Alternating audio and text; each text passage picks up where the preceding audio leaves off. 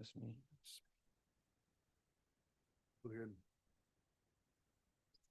Okay, good morning and welcome to the January, what is it, 7th, 2026 meeting. Welcome, happy New Year, everybody. Gotta get my thing up here.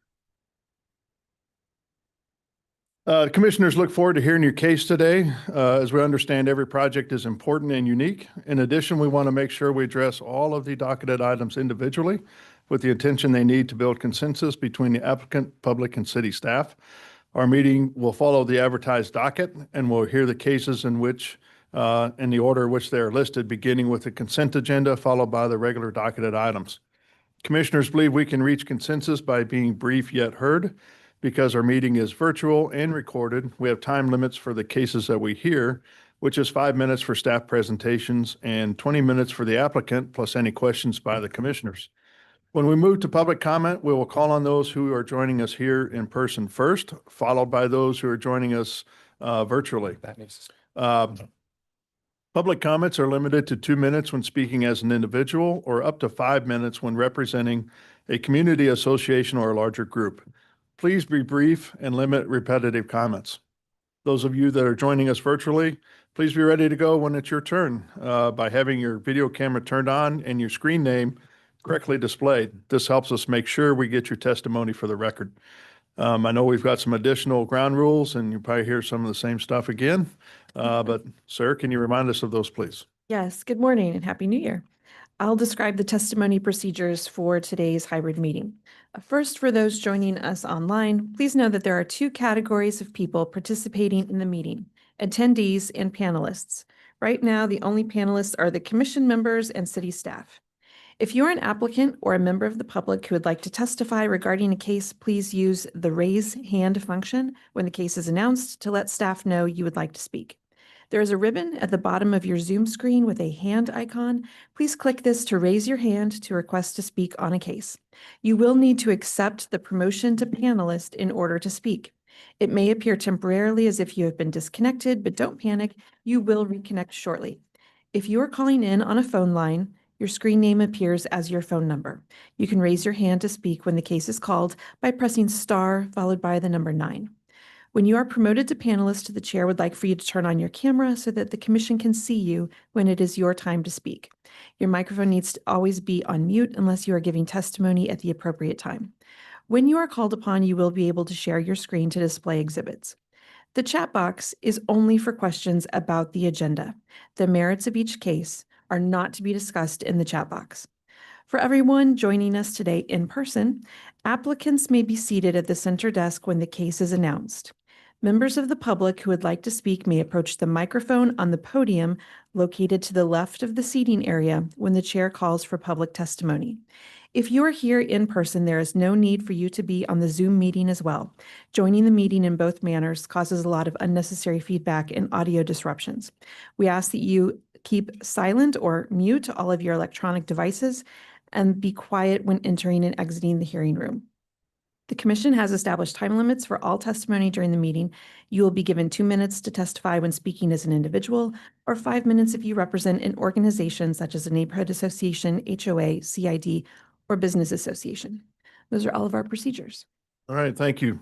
Let's start with the consent docketed items. I know that let's just start with C1 if you don't mind. Okay, consent docket C1 is case CLD Final Plat 2025-35, a request to approve a final plat in District R1.5 on about 16 acres, generally located at the northwest corner of Northeast Berry Road and North Prospect Avenue, allowing for the creation of 1 residential lot and 2 tracts. Staff recommends approval with conditions, but there were some changes in the conditions.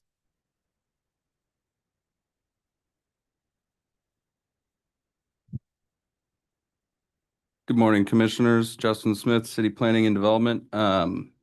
Condition 9 and 15 have been removed. This is just a condition saying the controlling plan conditions shall remain in effect. This is something that would be on typically like a major amendment to an existing development plan, not a final plat. Condition number 12 has been removed as it does not reflect the controlling plan. And then condition number 11 for the parkland dedication has been revised to reflect the accurate amount of parkland dedication.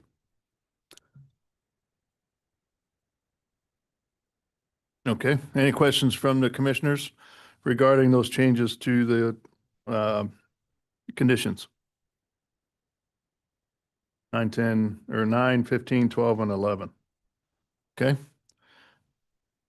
All right, let's go ahead and open it up for public testimony. If there's anybody out there that would like to speak regarding consent agenda item 1, please come forward or raise your hand using the Zoom feature. Mr. Chairman, members of the commission, my name is Patricia Jensen with the Rouse Fretz Law Firm representing the applicant. We concur with those changes. All right, There are no hands raised online. okay. I think this is one I had a question about. Back when we heard this case, and I'm looking at the city staff, I think there was some question about traffic study, if that was needed or not, or if that happened. So I believe there was a committee substitute that removed the requirement for the traffic study. Okay. All right, thank you. All right, let's close public testimony then, and I'll take a motion from the commission, please. Motion to approve docket item C1 with the removal of conditions 9, 12, and 15 and the revision of condition number 11 as stated in the staff presentation. Second. A motion and a second for approval of consent agenda item 1. Margaret, can you take roll call on that motion, please? Parkin, Aye. Prowl, Aye. Forbes, Aye. Hassick, Aye. Lynch, Aye. Mural, Aye. Padilla. Aye. Looks like that motion passes then. Let's go to consent agenda items 2 through the rest of them. 2 forward. Item C2 is case CD CPC 2025-188, a request to approve a project plan in District M1-5 to allow for a warehouse on about 12 acres generally located at the north corner of North Kimball Drive and Highway 210. Staff recommends approval with conditions. Item C3 is case CLD Final Plat 2025-29, a request to approve a final plat in District UR for 2 lots and 1 tract for the purpose of a mixed-use development on about 1.009 acres, generally located at the southeast corner of the Paseo and East 18th Street. Staff recommends approval with conditions. And item C4 is case CLD Final Plat 2025-34, a request to approve a final plat in District SC on about 32 acres generally located at the northeast corner of Northeast 76th Street and Northeast Shoal Creek Parkway to allow for the creation of a 193 townhome development on 2 lots and 4 tracts. Staff recommends approval with conditions. All right, any questions from the commissioners regarding docket items C2, C3, or C4? All right, seeing none, let's open it up for any public testimony. If there's anybody out there that would like to speak regarding docket items C2, C3, or C4, please come forward or raise your hand using the Zoom feature and you'll be called upon. There are no hands raised online.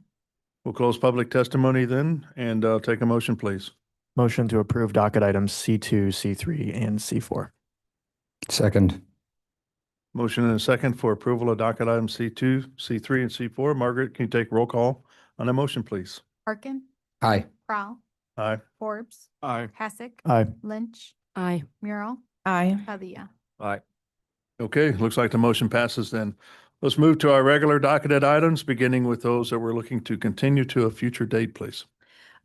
First is docket item number 6, case CD CPC 2025-177, a request to approve a development plan and residential open space preliminary plat to create 151 lots in District R 7.5 on about 53 acres, generally located at 10806 Grandview Road. The applicant yesterday requested that this item be continued off docket. That would be with fee. Docket item number 10 is case CD SUP 2025-44, a request to approve a major amendment to a special use permit for additional parking and a building addition for a school on about 4.86 acres, generally located at the northeast corner of Locust Street and Harrison Parkway. Staff recommends this item be continued without fee to February 18th. Docket item number 11 is case CD SUP 2025-41, a request to approve a special use permit for the expansion of a school use in District R5 and B1-1 on about 14 acres, generally located at 3301 East 75th Street. Staff recommends continuance without fee to February 4th. And docket item number 12 is case CD CPC 2025-194, a request to approve a major amendment to a previously approved development plan to expand an auto dealership use in District B4-1 on about 5.28 acres generally located at 9131 Northeast 81st Street. Staff recommends continuance without fee to February 4th. So docket item number 6, continue off docket with fee. Number 10, continue to February 18th. Number 11 to February 4th, and number 12 to February 4th. Okay, thank you. So docket item 6, just in case everybody knows, it's at Woodbridge Manor. We're looking to continue that off docket. All right, any questions from the commissioners regarding continuance of docket items 6, 10, 11, or 12? Seeing none, let's open it up for public testimony. If there's anybody out there that would like to discuss the continuance of docket items 6, 10, 11, or 12, please raise your hand or come forward and you'll be called upon. There are no hands raised online. All right, I'll take a motion then. Motion to continue docket item number 6, off docket with fee, continuation of docket item number 10 to February 18th, and continuation of docket item 11 and 12, both to February 4th. And, okay, so 10, 11, 12 with no fee, correct? Correct. Yep, okay, just making sure. All right, so got a motion and a second for continuance of docket item 6, 10, 11, and 12 as stated. Margaret, can you take roll call on the motion, please? Harkin, Aye. Rao, Aye. Forbes, Aye. Hassick. Aye. Lynch, Aye. Merle, Aye. Padilla. Aye. All right, looks like that motion passes then. Okay, with that, let's move to docket item number 1, please. Docket item number 1 is case CD ROW 2025-37, a request to approve a vacation of all sidewalks in proposed district MPD on about 40 acres generally located within the area known as the Country Club Plaza. And I'll just remind you all that there is an established quorum on this case. Yep, and here our other commissioner made it. I think to start this off, I'd like to go to a closed session real quick and talk about some legal advice. So I'm making a motion in pursuant to section 610.021.1 RSMO to discuss legal matters. So that's my motion. Second. A motion and a second for a closed session. So can you take roll call on that, please, Margaret? Harkin, Aye. Rao, Aye. Enders, Aye. Forbes, Aye. Lynch, Aye. Merle, Aye. Padilla. Aye. Okay, so we're going to close session. Is Commissioner Lynch, I'm not sure if you're part of the quorum or not. No. Oh, I'm not? Yep, Oh, darn. sorry. Sit this one out. All right, so we're going to go to a closed session back here for a little bit and we'll be back out in a few minutes. Thank you. Oh, thanks.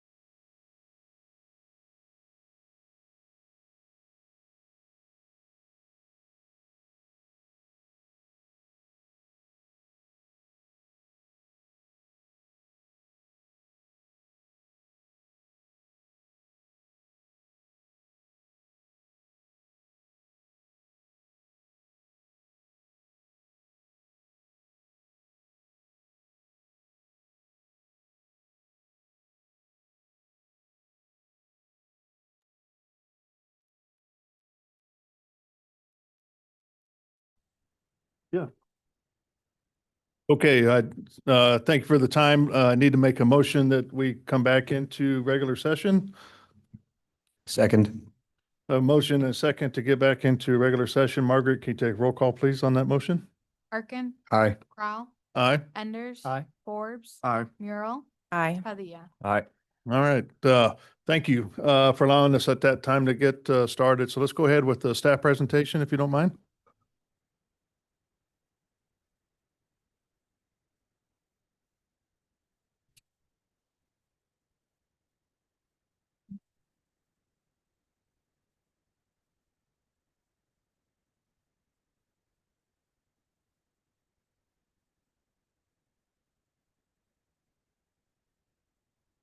There we go. Good morning, Commissioners. Matthew Barnes, City Planning and Development, here with docket item number 1, the vacation of public sidewalks for the Country Club Plaza. Just give a brief reminder of what we discussed at the last hearing. This is located generally at 4710 Jefferson Street within the Midtown Plaza area, 6th Council District, in the area commonly known as the Country Club Plaza. This is just that exhibit again from last time showing the area where the sidewalks are proposed to be vacated. As a reminder, this does not require include any sidewalks or right of way that is under the ownership of the Parks Department. This is only the sidewalks and no public streets. And this would allow the property owners of the plaza to assume full control of the sidewalks, including responsibility for their maintenance and ability to install planters, benches, art, etc. Again, just that exhibit showing where the sidewalks are proposed to be vacated. And there is public utility conditions, which is from water services and our public works traffic signal. And then private utilities with AT&T, Evergy, Spectrum, and Spire. Those are just to retain the easements and protect facilities. In the last hearing, there was 10 items that the City Plan Commission asked the applicant staff to resolve. In short, those are define lawful activities and identify activities that would constitute a nuisance within the Country Club Plaza, establish standards and responsibilities for maintenance and upkeep, clarify ADA compliance requirements, define construction coordination requirements with the city, especially work which requires removal of existing sidewalks, address good neighbor principles to ensure operations do not displace negative impacts onto adjacent properties, designate a point of contact responsible for maintenance and operational issues, define the circumstances for any temporary sidewalk closure within the plaza, address successors and assignments to ensure future owners are bound by and maintain the same standards and obligations, clearly define the limits of the public right-of-way, including whether it begins on the back of curb and includes the curb with a exhibit or diagram, and include a reversion clause specifying that failure to comply with the established conditions results in reversion of the right-of-way back to the city. Staff met with the applicant the next day, and after discussion, and the applicant went back and provided us with this proposed condition that they are agreeable to enter into.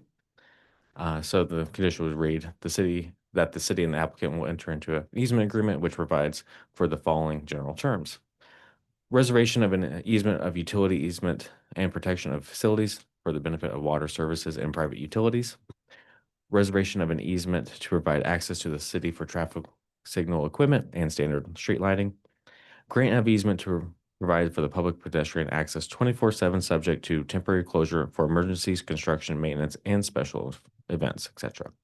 Requirement that the city and landowner will coordinate regarding the timing of city public infrastructure improvements, that any repair/replacement of private improvements within the vacated right-of-way as a result of work to public infrastructure be reimbursed by city in amount not exceeding the cost to repair/replace such improvements to city public works improvement standards. Requirement that the landowner maintain the private improvements located in the vacated right-of-way. Decorative streetlights will be owned by the landowner and the responsibility of the landowner. Landowner will comply with all federal, state, and local laws as is improvement, maintenance, and operation to the vacated right-of-way, which would include ADA compliance. City and landowner will designate a point of contact, and the easement agreement will run with land and be binding upon successors and assignments. I have provided, yesterday we received a letter from the Plaza Westport Neighborhood Association that is on Compass KC and was provided today. With that, staff recommends approval with conditions, and I can answer any questions. So just curious, with the staff report, is there a revised list of conditions then or not? Or are these bullet points the new conditions? The condition that you guys could add or revise. So what's on page 2 of your current staff plan, the bulleted items, there's what, 9? Yes, those are the items that the applicant is agreeable to enter into as a condition based Okay. on the 10 bullet points. So the ones listed out in the previous staff report are go away. Is that what you're saying? We would still need to keep those to ensure that like Evergy, Spire, all of them are Okay, this so equal. these would be In in addition. addition to. addition. Yeah. Okay. All right. All right. Any questions from the commissioners to city staff? All right, seeing none, let's welcome the applicant then. Good morning. Thank you for working with us on this and working on these items here with staff. Thank you. We appreciate the commission's time hearing this case, and we also appreciate working with staff over the past week since the last meeting on the staff report that was prepared and posted. We're in full agreement with the report as it's posted with the conditions as outlaid on page 2, and have no further comments, and are happy to take questions from the commission. Okay. Any questions from the commission to the applicant or anything they'd like to discuss? Based upon the 10 things we had outlined previously, I tried to kind of tick off what I felt was sufficiently addressed. And then I think the PWNA did a nice job of identifying some things. I think I'll ask a few questions on a few of the specifics, but wait until public testimony, if that works. Okay. Anybody else got anything? All right. Then let's open it up for public testimony. If there's anybody out there that would like to speak regarding docket item number 1, please come forward or raise your hand using the Zoom feature and you'll be called upon. Yeah, please come up if you want to speak. You don't mind stating your name and address for the record, please? David Block, 605 West 47th Street, Kansas City, Missouri.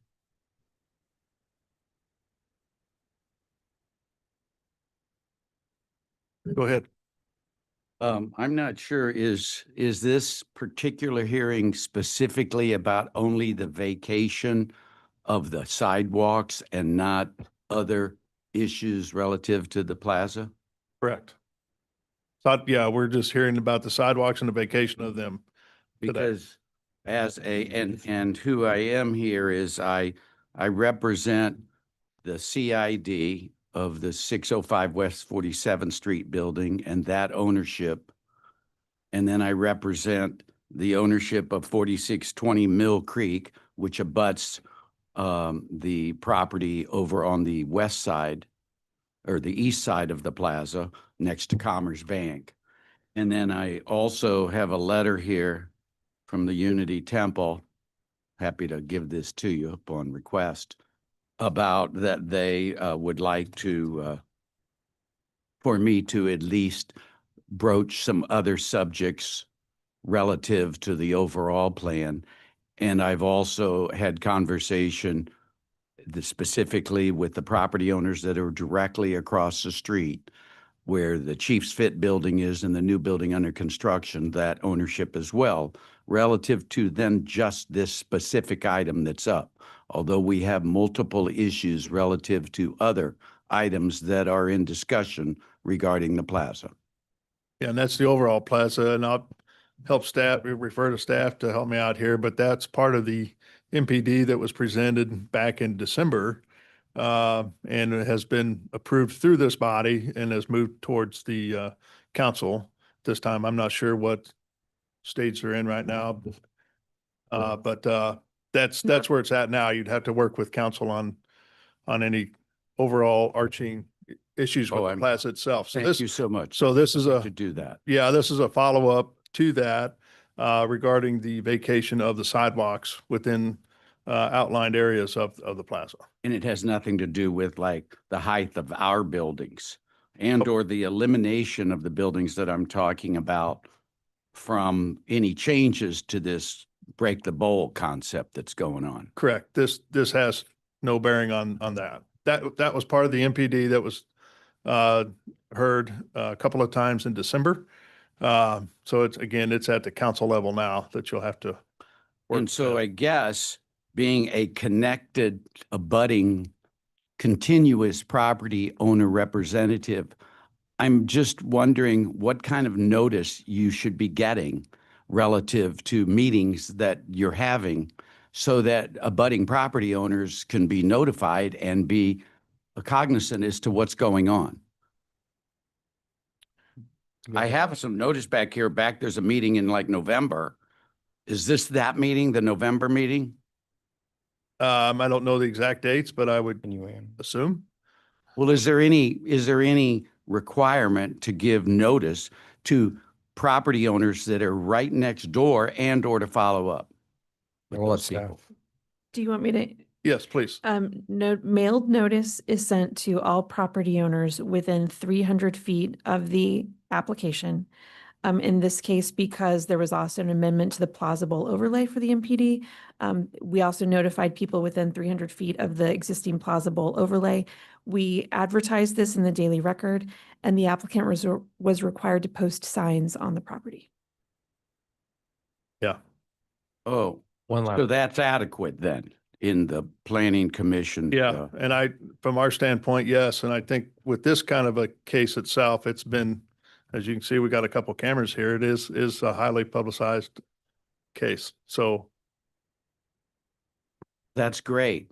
I'm just asking where the notice is that I would think that a courtesy of a property owner that's inside the Country Club Plaza would have gotten some sort of notice. And I'm hearing here that you're saying, I just would like to ask, how many people on this commission get the Daily Record?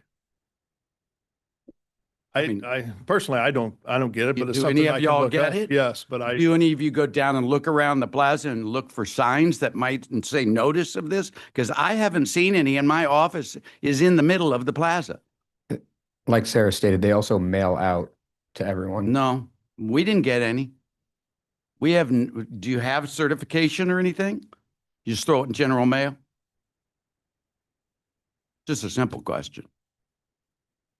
go ahead. For one clarification on vacations of sidewalks, posted notice is not required. And for sidewalk, vacations of right of way, the distance from the edge is 185 feet.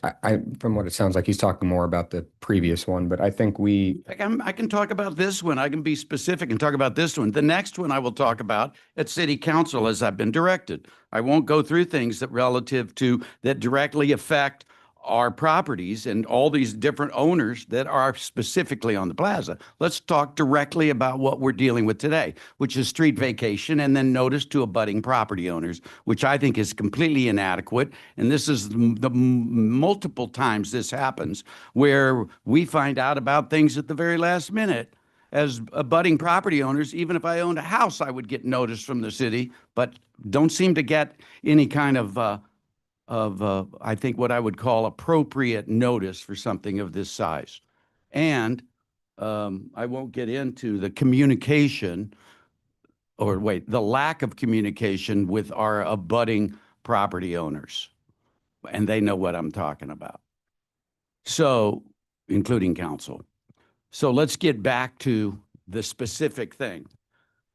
Yeah. And The we're under vacation. Huh? we're under a time frame as Yeah, well. well, I've got And- one property for 5 minutes and I have another property for 5 minutes, do I not? For a larger association, it's a total of 5 minutes. Well, I'm talking about, now I'm talking over for the church then. Now I'll be talking for the church. Yeah, please. Yeah, we need to move on. What is the purpose of vacating the sidewalks? We'll let the applicant answer that once public testimony is up. They can answer why they want to vacate that. Okay, Uh, then our buildings, we would like the church property, the property on the north side, the Skelly Building and the Plaza Medical Building, also to have their sidewalks vacated so that it's pari passu, it's equal, everyone gets the same thing. That way, if there's any issues when they answer this, because I won't be able to respond, I can say, well, then we have the same rights that they would have on the plaza because we are connected to them. And you're saying my time is up, right? Yes, and with Okay. that, I say you can turn in an application to do the same thing. Well, it should have been included in this if there was any conversation. I would say you should probably continue this until we can have serious conversation.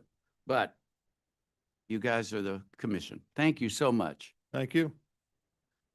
Anybody else like to speak? All right, is there anybody online that would like to speak? There are no hands raised online. Okay, thank you. So we'll go ahead and close public testimony then. So just coming back to the applicant, with testimony we just heard, it sounds like there's a couple things that need to be discussed here, if you don't mind, as far as notice and sending information out to adjacent property owners that are within the plaza. And then they had a question about what the purpose is. So if I may, on notice, Roxanne Koch with Polsinelli representing the applicant. City staff takes responsibility for sending the notice out for these hearings to the mailed notice requirements. So I would But ask the city staff. posting on site, that's something the applicant does. Again, you don't post on site for sidewalk vacations. I was speaking about the MPD. Okay, yeah, But for the sidewalk it doesn't, do they not need notice?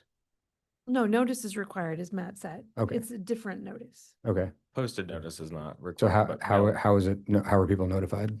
We sent out 178 letters to adjacent property owners within 185 feet of the right of way to be vacated. and they're sent to who? The property owner. Of record that's on parcel viewer or whatever? Yeah. Okay. All right, And just a final question, and that's not certified mail, just to that, No, we send it regular. Okay, First just to class answer that mail. question you had. Thank you. and I think the other question is just the purpose, if you don't mind. Sure. We went through this last week, but the goal of the sidewalk vacation is to create, maintain, and sustain an inviting atmosphere for tenants, patrons, pedestrians, and visitors to shop, dine, gather, and stroll through the plaza. Do we know where is the case, the MPD, where's it at in the approval process? It has not been introduced by council yet. It has not been, so there's, I guess if need be, there's still time for a discussion with the council on it or not, but, or, Yes, and it would still have a public hearing before the Neighborhood Planning and Development Committee. yeah, okay, so it get introduced to the council, they push it back to a committee Mhm. for review and discussion where it's open to the public to do that, and then, yeah, and the notices on that are obviously advertised through the city's website and other places for that particular meeting. It is definitely advertised on the city clerk's website. I don't believe they do any notice beyond that. All right. All right, since we're done with testimony, anything else? Go ahead. Yeah, sir. so, it's pretty rare we have someone come up representing 5 abutting properties. So, I think it's important that we consider what was said, and I don't think the conversation is necessarily about how the mail works. I think the conversation is that on something substantial, any project we like to see, whether it's in a neighborhood, whether it's in a business district, we want to see collaboration with neighbors. It's one of the most important things. And clearly you all have been talking to the community a lot. And so I think most of, I'll speak for myself, but I wouldn't be surprised if others shared the sentiment. I think a lot of us probably had the assumption that, a lot of the neighbors have been talked to. And so hearing though that someone representing 5 abutting properties doesn't feel as though they fully understand what's being asked for and how it impacts them does, as much as I would love to pass this on to council with a recommendation of some sort, make me feel as though it's responsible for us to continue it. So the things that I had listed when we had talked about the 10 issues that we wanted to address, I think that what you all had brought forth this week, I think clearly satisfies numbers 3, 4, 6. I believe the commission no longer has an interest in number 10, which was about some sort of reversion clause. And again, I'm referring to the front page of the staff report. So again, I believe items 3, 4, 6 have been sufficiently addressed by what you all put together. Number 10 is no longer of interest. But that leaves 1, 5, 7, 8, and 9. Number 5 is addressing the good neighbor principles. It's something that PWNA had understandably, interest in. I feel like we've seen the PWNA throughout the last couple times you all have been here. So clearly there's been a lot of strong communication there. And there's consistency with someone that you haven't had as much communication with and someone that you have had communication with, that they want to better understand what that good neighbor principle might look like. In essence, what is the impact to the neighbors? I think our goal is that everyone will work in concert. Everyone can together figure out how do we make this a safe, inviting, welcoming environment. So what I would like to do is continue it so that you can have a chance to talk to Mr. Block and those other properties he represents so the PWNA can feel better. We fully realize we don't need everything to be perfect on every project. It rarely is, but we like as much as possible to feel as though neighbors had a good dialogue with the applicant. The other items then I want to mention, one, I think was a little bit misconstrued. My fault if I misspoke. It says define lawful activities. I'm not interested in that. I think, Ms. Koch did a very good job of explaining why that's not the right question. It's more so if you could articulate, a decibel level would be inappropriate. It's not that someone's talking about something. It's not if they're playing music. It's not if their car. It doesn't matter what the activity is that's making the noise. But if you decided, hey, we're going to prohibit this activity because it's so loud. I'll try to give another analogy. Let's say someone's blocking the sidewalk. I don't think, and maybe I'm supposing too much, I don't think you all are going to prohibit activity because someone's selling cookies or they're selling Bibles or, it could be a range of activities. I think what you would be upset about is if they're blocking the right of way.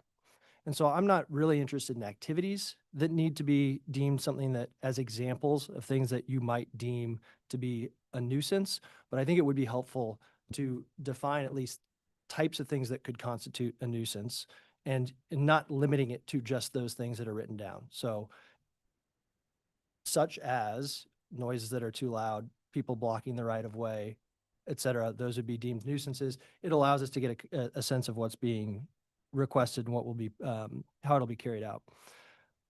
Number 7, it's not a huge sticking point at all for me. I just don't think it was addressed. And please let me know if I'm wrong, and my apologies if I am. That was the temporary sidewalk closures. And that, again, an easy one, but it might have been addressed. Number 8. So you did address this. This is about successors and assignments to ensure future owners are bound by and maintain the same standards and obligations. You addressed that it would go with the land. One of the main questions was, let's just say, amazing opportunity for a boutique hotel that's going to, needs 51% ownership of a certain spot. We understand that these rights for their sidewalk would go with them. But if we're walking down Nichols and we want continuity of that sidewalk, would there be collaboration between new ownership and you all to make sure that there is continuity of services, continuity of amenities, continuity of maintenance, et cetera? So it's not so much, I think you answered part of it, it goes with the land, but what happens as the land potentially could be under different fragmented ownership in the future? It doesn't have to be a hotel. It could be a new, headquarters that comes in that also needs ownership of the land. What is the continuity expectation? And then number 9, clearly define the limits of the public right-of-way, including whether it begins at the back of the curb or includes the curb with an illustrative exhibit or diagram. So I think those are the 1, 2, 3, 4, 5. I mean, we got halfway there. I feel like it's progress. I fully understand you guys might want to be moving a lot faster, but I think that the major item is probably, at least for now, coordinating with the neighbors more. So, because of that, and I'd love to give you all an opportunity to respond to any of that, but I will likely at this time, be asking for a continuance. So I'm sorry, are you asking for a continuance now, or are you asking for us to respond to the points that you've made? I will likely be, but I also want to give you all an opportunity to say, oh, you misheard, we handled number 5, number 7 is not a big deal, et cetera.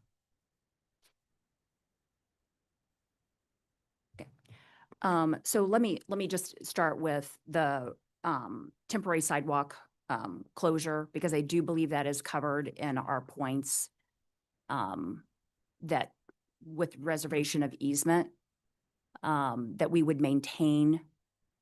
It's one of the points that's in what would be in the easement agreement, one of the terms, that the sidewalks would be required to be open to pedestrians, except for in cases of temporary closure related to construction matters that may happen, emergencies, or a special event.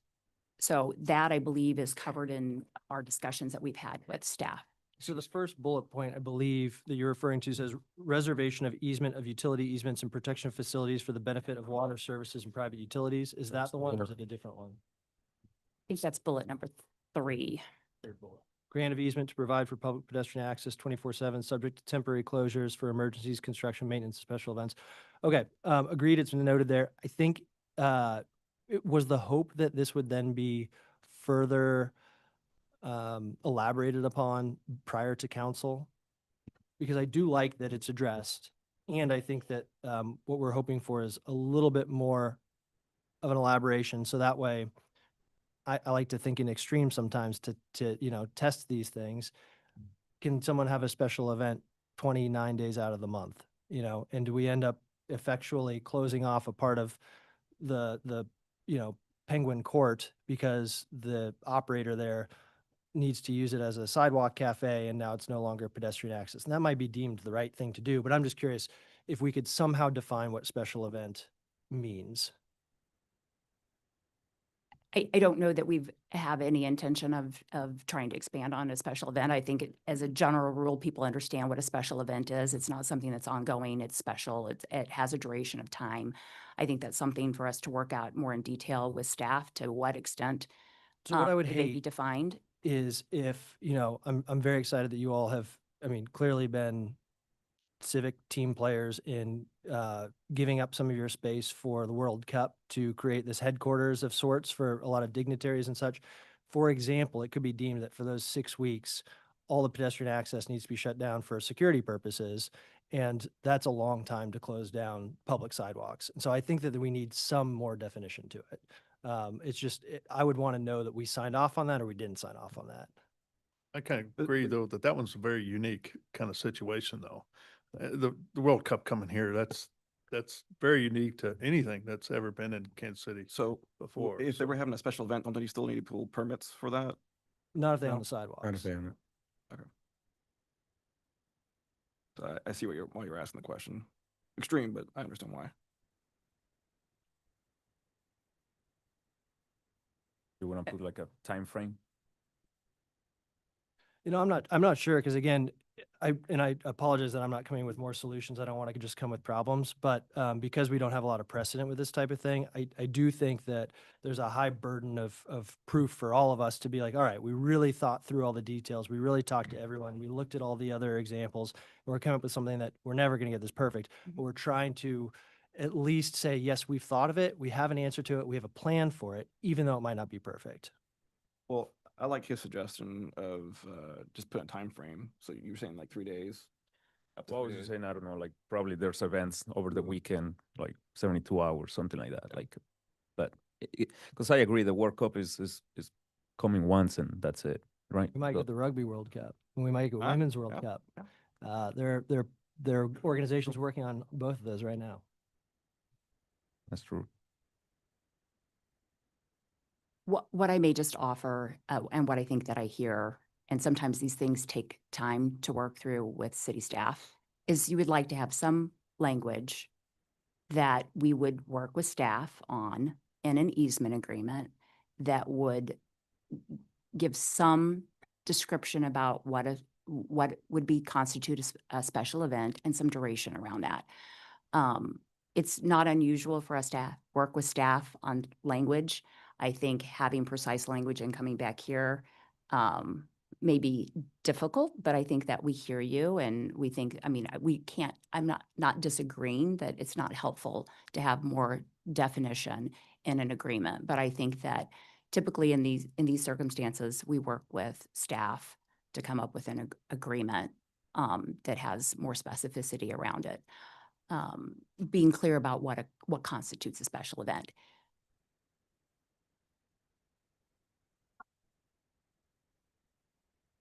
Does the applicant have any thoughts on what an appropriate continuance would be? I know that there's some real excitement about the work you all are doing and some interest in running this parallel to the MPD with, you know, my expressed interest in getting some of these things a little bit more cleaned up and addressed.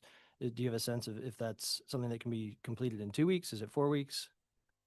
Well, I do think that it's important for us to continue to work quickly through this. We've had a lot of conversations with many of the property owners as to the overall intention of the Country Club Plaza. I think the Country Club Plaza owners have shown that. I think a little bit surprised by what we've heard today in terms of concern about not having communications.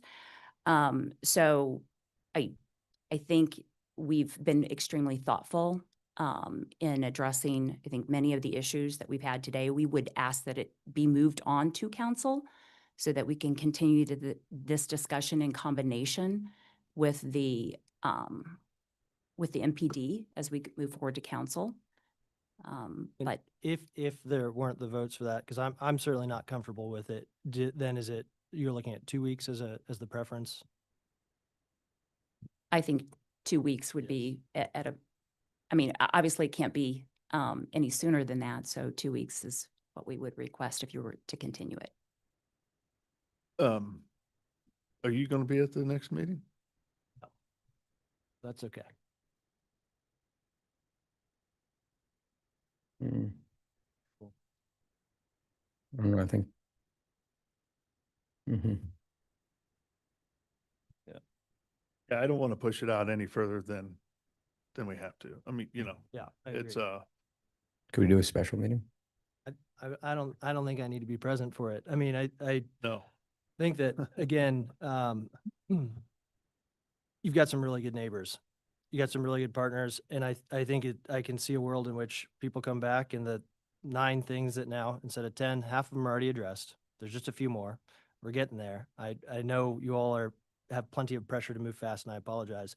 But I think that there's a strong interest, I would presume, from these property owners to collaboratively come up with a good solution if there's something that's there. I don't think anyone ever gets upset when their neighbor's trying to invest further in their property, improve the streetscape, provide better security, all those things. So I would think that, again, the major issues, number one, defining what a nuisance is. We don't want to put the city in a tough spot where all of a sudden there are, so Roxanne, I see you're looking very confused by that. This is a very important part of the city that has a tough history when it comes to racism and civil rights. And I think that we all want the next 100 years of the plaza to be a new path of 100 years where it's very welcoming, very inclusive. I think it's imperative that we address what reasons people could be removed from the property for. And so I think it has to be considered to some degree more than a bullet point. I don't want people from the public saying that the new ownership hasn't considered this fully. I want people to be so excited about this vacation because they say, this is going to be the best place to walk. I'm going to go there, not even to shop. I'm just going to go there to walk because it's a beautiful place. It's the best architecture. They've got these amazing street trees that are better than anywhere else. Like, there are so many reasons that the whole city should get behind this, but we have to make sure that we address that item. And so then the other one was the good neighbor clause, and then the other minor ones that we already addressed.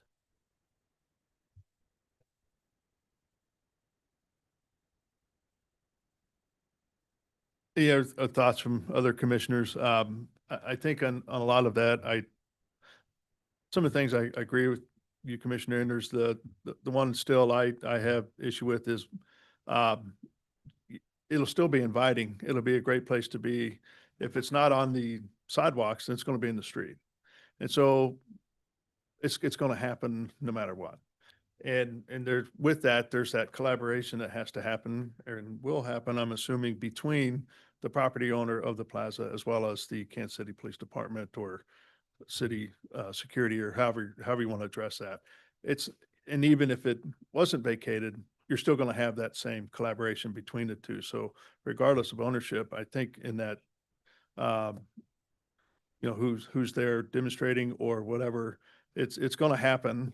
And there's going to be a collaboration for Yeah. keeping the peace between all that's involved. I think when you think about public protest and Mill Creek Park, I think that you're right, and that certain types of people with certain personalities are going to say, great, if this is where I can stand, I'll stand on the street. I don't have high schoolers, but I think about if I had a high schooler going down there to spend time unsupervised because I thought that they were good kids and they were in a group of 15, all of a sudden that group becomes 30, you know, and this has happened in the past, not under this ownership, but Sure. it becomes a very tough issue. How do we handle that? Is that a public nuisance? And it's something that I think it's in your all's best interest and the city's best interest to have contemplated it and addressed it so that if and when these things happen, we have a sense of where we want to go with it. Yeah, and to me, I think you have that in your framework or your that you already have in place, and every case is going to be special. It's going to be how you handle something. It's a case by case basis, but you have some kind of framework in place to address it already. And I don't think here you can fully define every single little thing. But That's we gonna just happen. don't do that anyway. Um, So nowhere in the city, nowhere in the public realm do we say we are going to let a private entity decide on a case by case basis without parameters. We require there to be parameters if we're going to allow a private entity to determine what is lawful and appropriate in a public space. Yeah, that's why we've got 80 other chapters in the city code to address a lot of all that stuff. You know, we can't address everything. But it's not addressed if they own the land. Sure it is. There's still expectations through city code as to what you can and can't do on We might have to your get more property, and legal nuisances specified there and So whatever as else. a private business owner, if I don't like the way someone looks at our barista, I can ask them to leave. We don't have to serve them again. That's the Sure. power that we're giving to someone on a public sidewalk. I think you treated my employee poorly. You're not allowed here. We need to really think about what that means Sure. for a place like the Country I Club. understand that, but then they can get right off the sidewalk and stand right on the street and do the same thing. No, not if you say you're not allowed here, you're not allowed on these sidewalks anymore. I mean, they could be arrested now. You could decide that a teen is no longer allowed because you thought the way they rode their scooter was inappropriate. Yeah, that's exactly my point, that you're going to get the security of the plaza working directly with the Kansas City Police. I'm saying my to kid wasn't doing address anything that wrong on the very scooter. issue. They were acting lawfully. They just, you know, this lady came out of nowhere. They bumped into each other. It actually wasn't my kid's fault. It was that lady's fault. And now you're saying that my kid can't come on the plaza anymore. It would be better to hear what their plan is to mitigate those issues. Are they going to be is your security team going to be working with the police department? How can we elaborate more on that so we can address those concerns? Or what, you know, kind of where the angle that Commissioner Enders is saying is having some sort of something, not just a bullet point that kind of helps define, say, that it's still following other city, you know, codes or things along that line, those lines, I think is what we're looking at is, yeah, we don't mind making, or we are in favor of the vacation if the rights are maintained. Yeah. Human rights are Basically maintained. looking at the city code first as like a template. Right. I guess is kind of where I'm seeing that. It seems to me a little bit, we're blurring the line between land, what we're doing with the land, and what we're doing with policy. We're not the policy setters here. That's Then the we can't city give up the council. land. Yeah, We I can't give up think the land. And there's a stated interest in this applicant is trying to do something that is probably in everyone's interest, but it has to be done right. And so if we're going to give up the most amount of city public right of way we've ever given up in terms of pedestrian access, we have to do it right. Agreed. And to use a really bad political analogy, I don't know what it looks like, but I know when I'll see it. Yeah. And if when you put together something that says, you know what, we've thought about this, and here's how we're going to determine what is deemed lawful and unlawful, and we know there's going to be gray areas, we know there are going to be issues in the future, because there will be, but here's the general context of how we're going to be thinking about this space. That's something that then people can get excited about and know that we're not trying to trample on anyone's rights. We're not trying to do anything that I know the applicant's not trying to do. But that seems like the appropriate thing for us to do. So could we just recommend that, like pass it along and recommend that what we're saying right here, put those guardrails in place and then let council handle. Yeah, they policy. can work on the policy, you know, for, The root of the cause here, the We're issue saying- is the policy seems to be holding us back. That's council members' duty. So we say recommend, you need to put guardrails, and that's gonna be in their court to make those modifications. Well, at that point, then we would be not providing a recommendation. We'd be saying, hey, these need to be handled. We pass this along with no recommendation. Yeah, I think that's abdicating our duty to a degree. Council has a lot of things going on. No matter how important the project, I can't ever think of someone of 5 neighbors being represented saying on a commercial property, not residential, saying, we don't feel that we've been talked to. I cannot remember ever passing something along to council with anything close to that. And so I think that alone, it deserves just 2 weeks on a project that's going to have an impact on generations to get it right.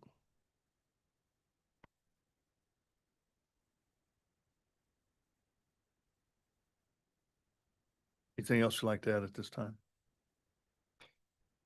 Okay. In my opinion, if your request is to put a motion through for continuance, Commissioner Enders, it has to be when you're available. And it sounds like at the next regularly scheduled meeting, you're not available. So either, Yeah, unfortunately, it would be the February 4th meeting. or a special meeting. Oh, that's true. Unfortunately, I'm out of the country for 10 days, so not a lot of opportunity for that. With that, again, we would ask that the commission move this along so we could go to the city council and we can certainly meet with the property owners who've indicated that perhaps they haven't been met with, and have those conversations, but we would like to move that along to city council and not delay this until February.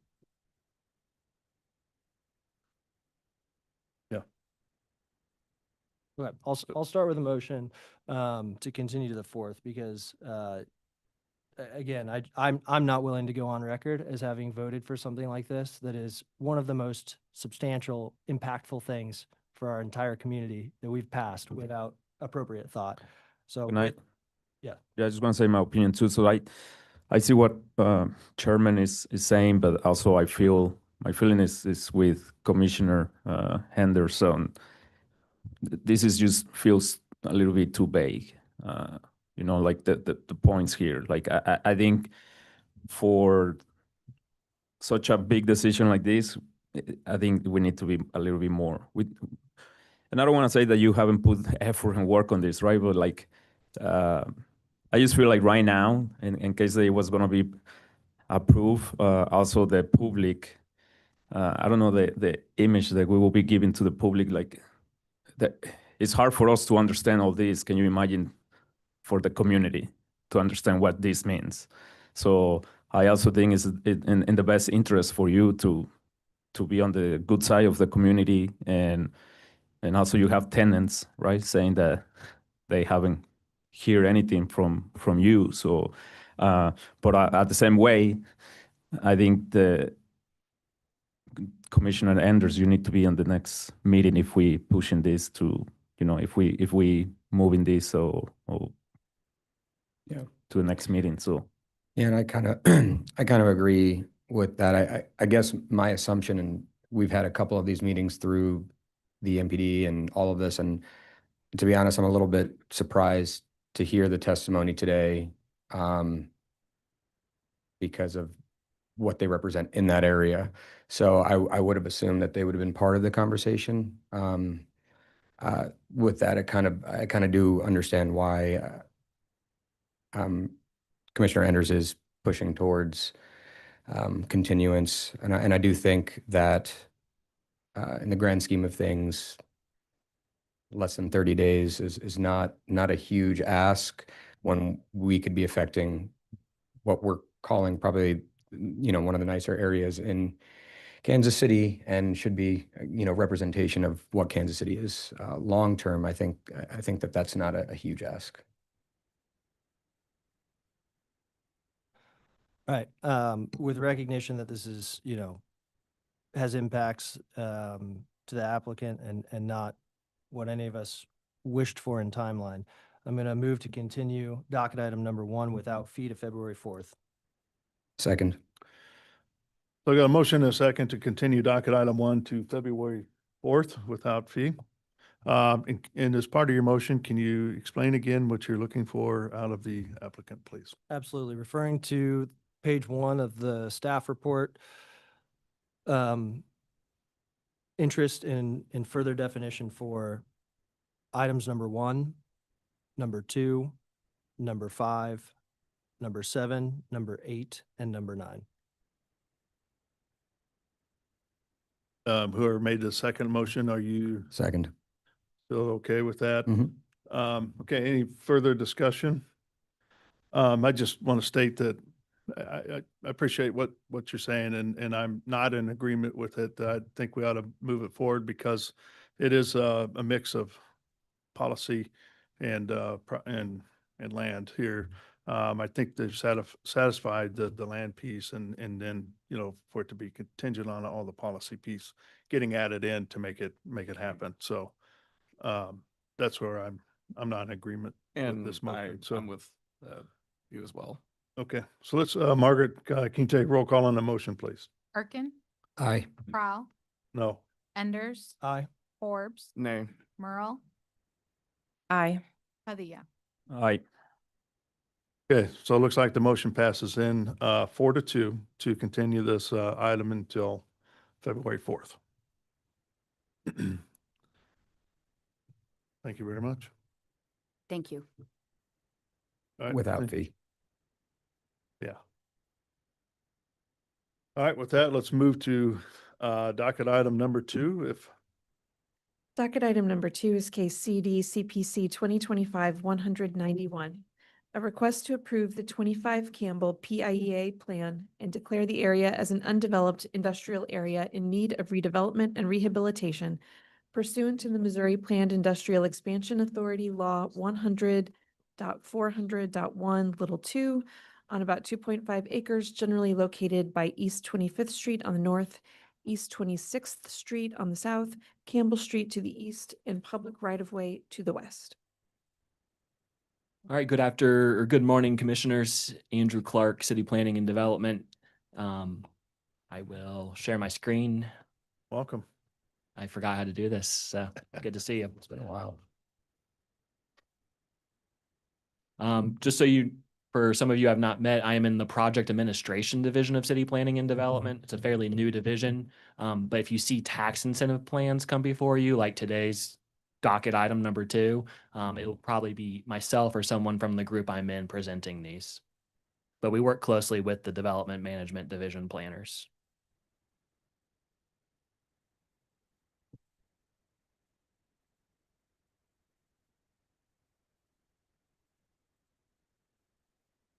And I'll give a very brief synopsis and then pass it on to the applicant.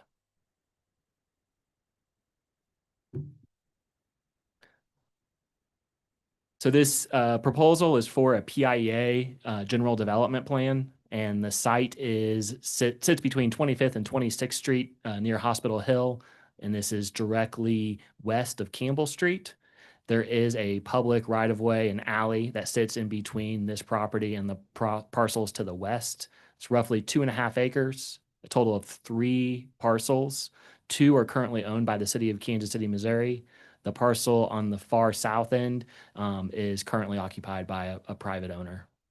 And then that is the existing improved building that's on the south side of the site. The proposed planning area, again, this is for a PIEA. This is not a residential development plan that you're reviewing now. The proposed planning area would allow the property owner to apply for tax abatement, not to exceed 25 years at 100% abatement. And then again, this would also allow them to have a sales tax exemption on construction materials if a project moves forward. But again, a project of that scale would go before this body again.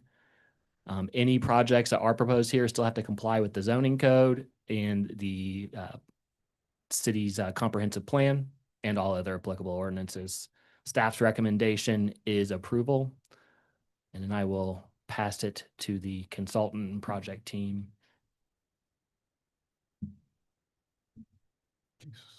Mr. Chair, members of the commission, thank you. Jim Potter, Development Initiatives, 3965 West 83rd Street, Prairie Village. Here today representing the PIA, Mr. McCoubry, the executive director, was unable to attend this plan. I also have Kelly and Araya with RP2. They're the selected developer for this project. This is the proposed 25 Campbell PIA planning area. It was heard before the PIA board on November 20 of last year, was unanimously approved, and today we're here for your consideration. Andy identified where this was. There are two effective owners, the city being one, and private owner to the south, 2.3 acres in total. 3 parcels are identified here. Parcels 1 and 2 have been vacant since 2004. Can't really determine how long the city has owned these, possibly back into the mid-90s, but effectively they've been off the tax rolls ever since. And in fact, the city continues to contribute funds to analyze certain aspects of this. Those 2 parcels were demoed in 2004. There were automotive-related service buildings on parcels 1 and 2. Approximately 68% of the area is vacant. Parcel 3 contains a multi-tenant commercial building, and they're pretty viable, so we don't want to do anything right there currently. Existing zoning is M15, and discussions with the city, that's adequate. We don't need to rezone. Design guidelines are through the Greater Downtown Area Plan, and standard PIA benefits are anticipated, as Andy mentioned. This is the proposed RP2 development. It anticipates construction of a new 144 multifamily unit structure on the vacant portions of the site. 29 of those units will be oriented towards households earning less than 60% of the area median income. And taken collectively, the average rent for all 144 units is less than 80% of the area median income. Total development budget is a little over 34 million. It's anticipated that 64 construction jobs will be generated from this, with an annual payroll of 4.1 million. Once placed into construction, or once placed into service, we anticipate 4 permanent jobs as a result of this project.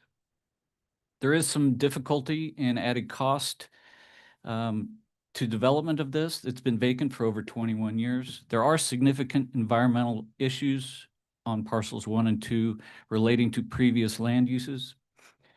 And we have inadequate subsurface soils, which lead to higher development costs. And this is confirmed by city staff. When those buildings were demolished, all the demolition debris was pushed into the basements of those 2 buildings. And we also confirmed that through soil borings. Soil boring showed a mix of demolition debris, gravel, concrete, brick fragments, from a depth to 3 feet all the way to 10 feet, all the way across the site.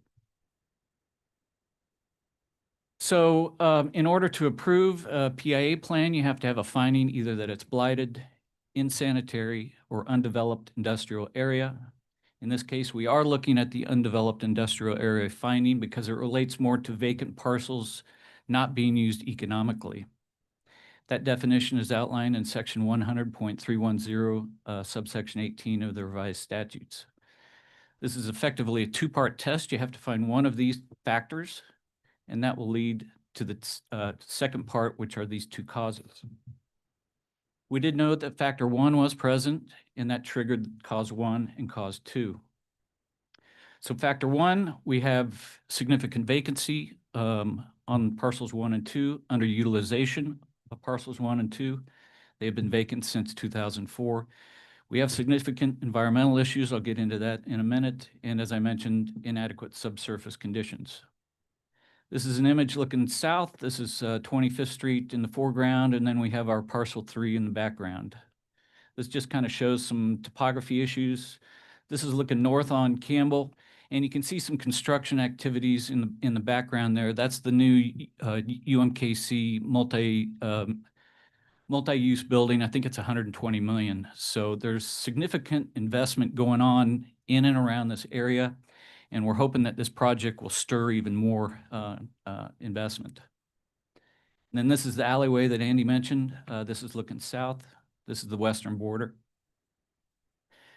So from an environmental perspective, and it dates all the way back to 1995, and in fact, in the 25 plus years I've been in economic and community development, this is probably one of the most analyzed properties that we've come across. Numerous site assessments, numerous soil borings, sampling have occurred. Analysis included soil sampling, groundwater sampling, monitoring well installation. Both parcels 1 and 2 are impacted by both soil and groundwater contamination. They've discovered lead, polycyclic aromatic hydrocarbons, that's a mouthful, petroleum hydrocarbons, and heavy metals. These are all considered cancer-causing chemicals. There is an 18-inch soil blanket that has overlaid the entire site. And underneath that is some of that orange construction mesh fencing to kind of differentiate between the clean soil and the dirty soil. The city has put in place a land use restriction, but in this case, RP2's project does qualify as an acceptable use for this project. This is just some images of monitoring well locations. The image on the left shows the footprints of those 2 previous buildings. And then the image on the right shows the groundwater contour map. In total, we counted 23 different monitoring well locations or soil boring locations across the site. That seems pretty excessive. So this leads to our second part of the test, and this is basically an economic argument. We've been off the tax rolls for 20 plus years, effectively generating $0 to the city and to taxing jurisdictions. We have a $34 million project coming in. We're going to generate construction jobs. We're going to generate new full-time jobs. We're going to have new e-tax, and we're going to have new utility taxes. And then causation 2 is much of the same, underused parcels. We have an increase in tax revenue and increase in earnings tax. So again, to summarize, we did note that factor 1 was present, which led to the 2 causes. It is our opinion that this area does qualify as a undeveloped industrial area as defined by the revised statutes, and that would be our recommendation. I'd be happy to answer any questions. All right, thank you. Any questions from the commission to the applicant? No further questions, but Chairman, I need to recuse from this one. So I'm sorry, you I need to recuse from the Okay. vote for this one. All right. I always feel that I don't have a good basic understanding of these things, so sorry for the one-on-one question. What's the benefit of including parcel 3, and how should we think about parcel 3 in context to the other parcels and the project as a whole? Well, I think Kelly can probably go into that a little bit more, but parcel 3 is a friendly property owner, and they may have some future plans for that site right now. They've been in business there for, I think, since '08. And we just want to make sure that there's a continuity between Kelly's project and their property. So that would allow them the benefits of a blighted designation should they develop in the future. Yes, but it's not blight. It's undeveloped industrial. Undeveloped industrial. And yes, if they have a viable project, they'd have to go back before the PIA and follow all the appropriate zoning and land use regulations. Got it. Thanks. This could be either staff or not, the requirements once applying for the PIA grant, like funds, are there certain requirements for there are, but could you provide some information on what the requirements are for building and development and all that kind of stuff for those incentives? So the typical path for PIA projects, once and if we go through the city approval process and everything's been approved, the applicant will have to go back before the PIA board for project approval. They would have to follow all appropriate city codes, building design issues, et cetera. I think working with Andy and his staff, we've kind of learned what to look for and how to coordinate better on design issues and use issues. So I don't, does that kind of answer from your perspective? I'm saying like on top of what a typical development would be, like are there additional requirements for the contractor, for people working on the project, for labor reports, for those type of things? I'm not aware of any additional PIA requirements. You know, I'm just a consultant to the PIA, so I can't answer that. Maybe Kelly can. Yeah. So I'm Kelly Raby. I'm with Riverstone Platform Partners, live at 416 West 62nd Street, Kansas City, Missouri. The way this project came about is there was an RFP issued by the city, I think it was about a year and a half ago, for 3 parcels that they own in the Hospital Hill District, and we responded to parcel B. That was really born out of the Urban Land Institute Ready program that empowers and kind of trains minorities and women to get into real estate development in the city. And Araya Pratt here is our protege in the project. We're doing a mentor protege example here, and it's a project she worked on when she was in the Ready program. The agreement we have with the city is through ordinances, we have to meet certain MBE/WB guidelines, the typical, I think 15 and 10. There aren't any prevailing wage requirements in the project yet, or we haven't discussed that, but certainly the MBE/WB goals will be enforced and achieved on this project. Plus we have a certain timeline to develop. We have about another, I think year to start construction. So this is just one of those steps and many we have to accomplish just so we can get construction started. And what's the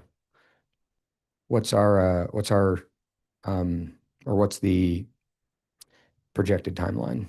Yeah, so this is kind of really the last step, taking this through PIA and getting this approved. Would like to start construction this summer. Okay. Our plans are about 35% completed.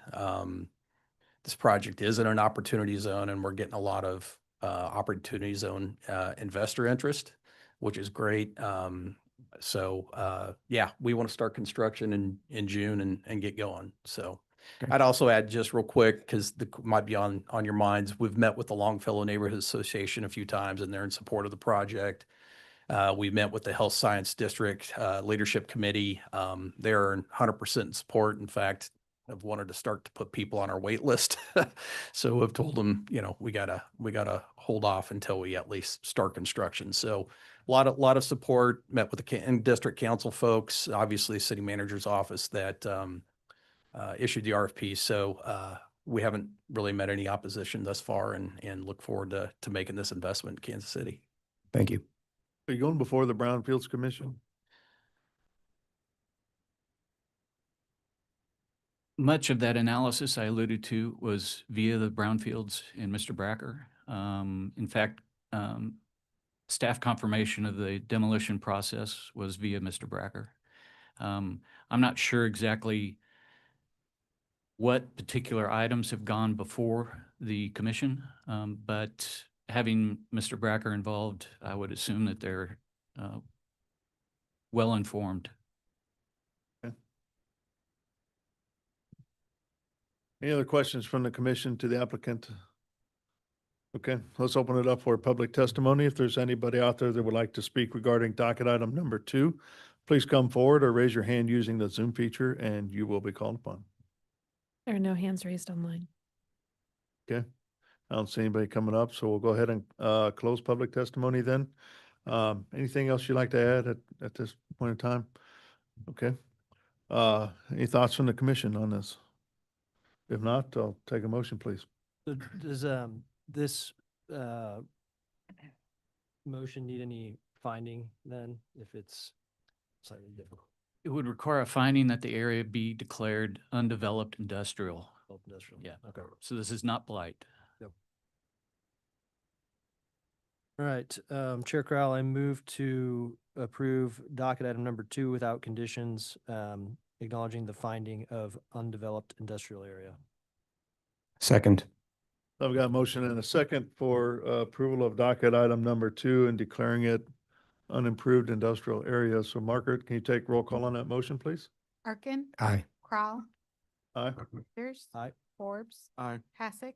Recusing. I'm sorry, Lynch. Aye. Mural. Aye. Padilla. Aye. Okay, it looks like the motion passes 7-0. Thank you. Look forward to seeing you when you come back. All right, everybody okay? Move on to docket item number 3. Okay, docket item number 3 is case CD CPC 2025-198, a request to approve an amendment to the Gashland-Nashua area plan from a recommended future land use of residential medium density to mixed-use neighborhood on about 1.37 acres generally located at 9820 North Oak Traffic Way, and case CD CPC 2025-178, a request to approve a rezoning from District MPD to District B2-2 on about 1.37 acres generally located at 9820 North Oak Traffic Way.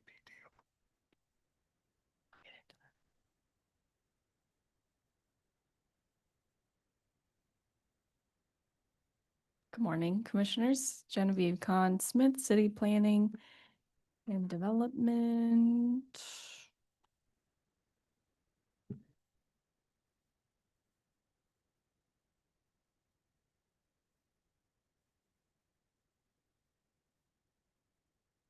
And as stated, docket items 3.1 and 3.2 are an area plan amendment and a rezoning at 9820 North Oak Traffic Way. Subject site is located in the Northland, east of Highway 169 and north of Highway 152. And here's the site highlighted in yellow. Probably looks familiar to some of you. There's been previous cases brought before the commission for this site and some of the properties to the south. So first looking at the area plan amendment, the Gashland-Nashua area plan recommends this orange color, which is a residential medium density future land use recommendation due to the request to rezone this to a B2 commercial district.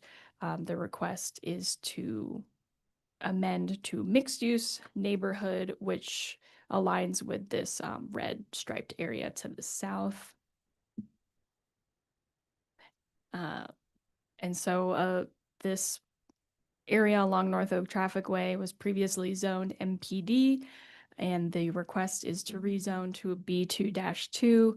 But something a little bit unique happened here, which we don't see terribly often. This is my first time encountering it, actually.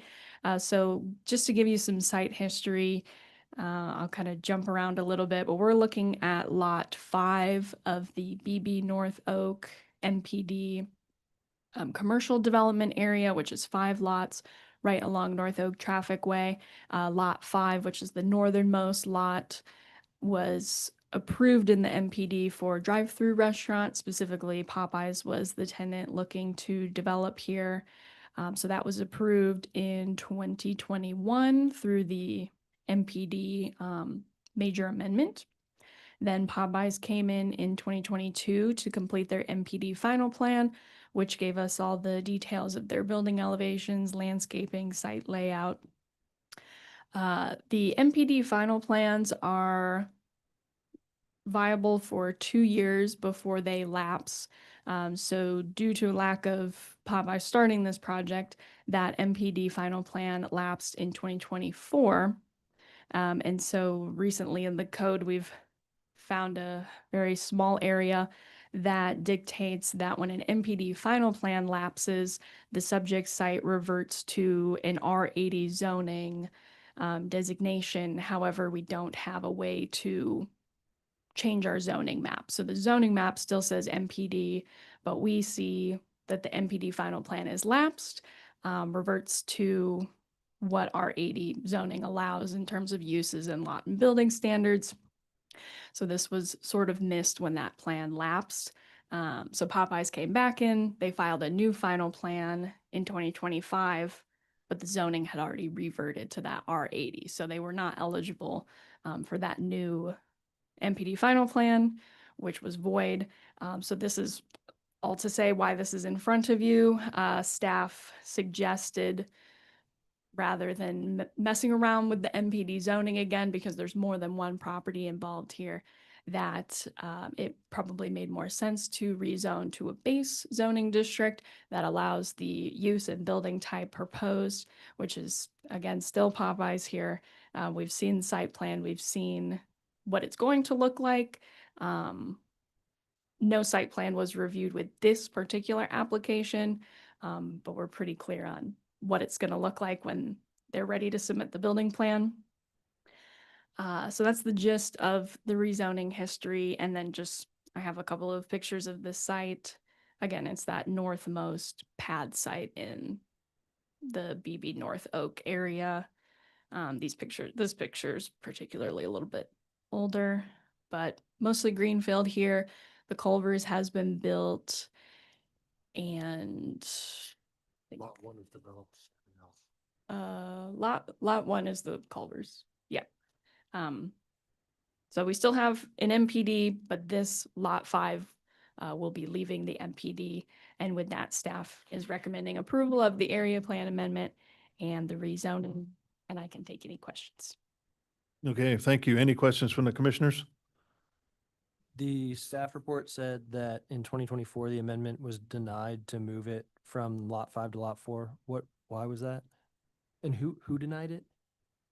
So it did come through the commission. The application type was a major amendment because the uses were changing on lot 4, which was originally approved for an oil change limited auto, I believe. And it came to this body. Can't remember what you all recommended. It did go to the full council and they voted to deny that application, but To move it from 4 to 5. and it was moving it, but it also wasn't changing what was allowed on lot 5. So rather than having the Culver's drive-through restaurant, Popeye's drive-through restaurant, this would also allow an additional drive-through restaurant. And so that's where the denial came from. Any other questions for staff? All right, with that, welcome the applicant then. Good Thank you morning. very much, Mr. Chair. I'm Douglas Stone with the Lewis Rice Law Firm representing the owner, BB North Oak Devco LLC. I think Genevieve said it right. We're just putting the toothpaste back in the tube. The denial on lot 4 was a bit of a lack of foresight because lot 5 had a drive-through that wasn't being changed. And so if lot 4 also became a drive-through, there would have been one more drive-through than had originally been intended. And that caused some consternation. And so Popeyes has decided just to go back to lot 5, which has already been approved. That's where the drive-through is supposed to be. And we then ran into this code glitch of the final plan having caused an exploration of the zoning back to R80. And so we're just trying to go back to where we were before. Even though this won't be in the MPD technically, it is still going to be subject to all the same land use restrictions because of a set of CCRs, covenant condition restrictions, that govern all of the lots, all 5 lots on this strip. So even though it's base zoning, there are still going to be land use restrictions that are applied to the MPD that will still apply here by land covenant. Okay. I hope you're not putting used toothpaste back in the tube. Any questions for the applicant? Okay, let's open it up for public testimony. If there's anybody out there that'd like to speak regarding docket items 3.1 or 3.2, please come forward or raise your hand using the Zoom feature and you'll be called upon. There are no hands raised online. Okay, we'll close public testimony then. Anything else, Mr. Stone? No, sir. Okay. We'll close testimony and talk amongst the commission. If there's nothing to discuss, I'll take a motion. Chair Crowley, I move to approve docket items 3.1 and 3.2, both without conditions. Second. Motion and a second for approval of docket items 3.1 and 3.2. Margaret, can you take roll call on that motion, please? Perkin. Aye. Crowell. Aye. Enders. Aye. Forbes. Aye. Hasek. Aye. Lynch. Aye. Merle. Aye. Padilla. All right. Back to motion passes 8-0. Thank you very much. Thank you. All right, let's move on to docket item 4. Are you okay, Commissioner Lynch? Okay. Docket item number 4 is case CD CPC 2025-189. A request to approve a residential development plan to allow the construction of a multi-unit building in District R 0.5 on about 1.3 acres generally located at 32 East 46th Street.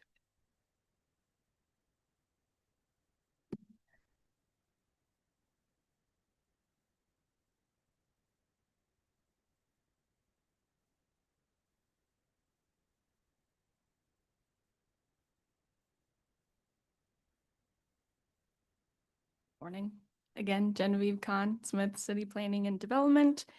And docket item number 4 is for a residential development plan at 32 East 46th Street. Site is located in the Midtown Plaza area of the city. And here's the subject site highlighted in yellow at the corner of 46th Street and Walnut Street.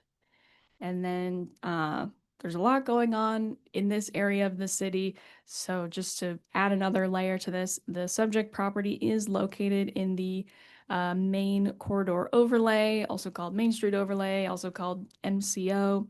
And it is across the street from the Plaza Bowl overlay, which I know you're all very familiar with now. So there's a handful of different standards here, but this particular property is subject to the Main Street overlay standards. So looking at the proposed site plan here, it is a residential multi-unit development that will take up the majority of the property. There are 152 units proposed and 207 parking spaces, which you'll be able to see a little bit better in some of the floor plans. You can't see it on the site plan here, but there is significant grade change on the site from the north to the south, which you'll be able to see in the street view images. So just keep that in mind.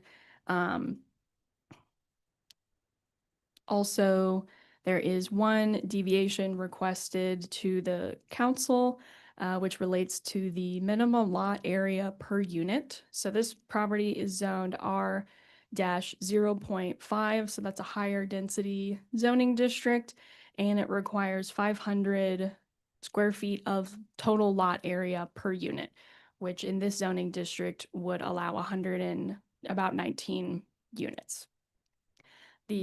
As we have seen in the table, 152 units are proposed. And so the applicant is proposing a deviation to allow 350 square feet of lot area per unit, which would actually allow a maximum of 164 units. That's not what's proposed, but that is the proposed deviation language. I think I have some more detailed numbers in my staff report I can go over if you have any questions about that. So that will be presented to the council to grant the deviation. So then looking at some of these floor plans, all the parking will be located in the lower portions of the building, 3 levels of parking. And then as you move up, you get into the units. There's a courtyard and amenity space that will be in the middle of the site. And then there are 4 more townhouse style units at the southern portion of the development, but they will also be a for rent product. So then moving into the building elevations to give you a better idea of what this will look like from the street. This is the south elevation. So if you're on 46th Street and the southwest corner, which is over here, there's a parking garage entrance. This is the absolute lowest grade point, which means the absolute tallest part of the building, which is sitting at about 109 feet. That exceeds the height that's allowed in the Main Street overlay. And so there's a separate application, which I think I referenced in the staff report, that is submitted to the Board of Zoning Adjustment to grant height variance here. But these are the townhouse units looking out on 46th Street. They create kind of a nice mirror to some of the other unit types on the block. And then if you were rounding the corner onto Walnut Street, you have the side of those townhouse units. And as you go up the hill, there's another parking garage entrance. All of this is parking garage. The applicant has worked really well with DMD staff and also the community planning staff to incorporate some glazing elements on that parking garage facade, just to give it a more pedestrian feel, even though they can't put fully transparent windows in here.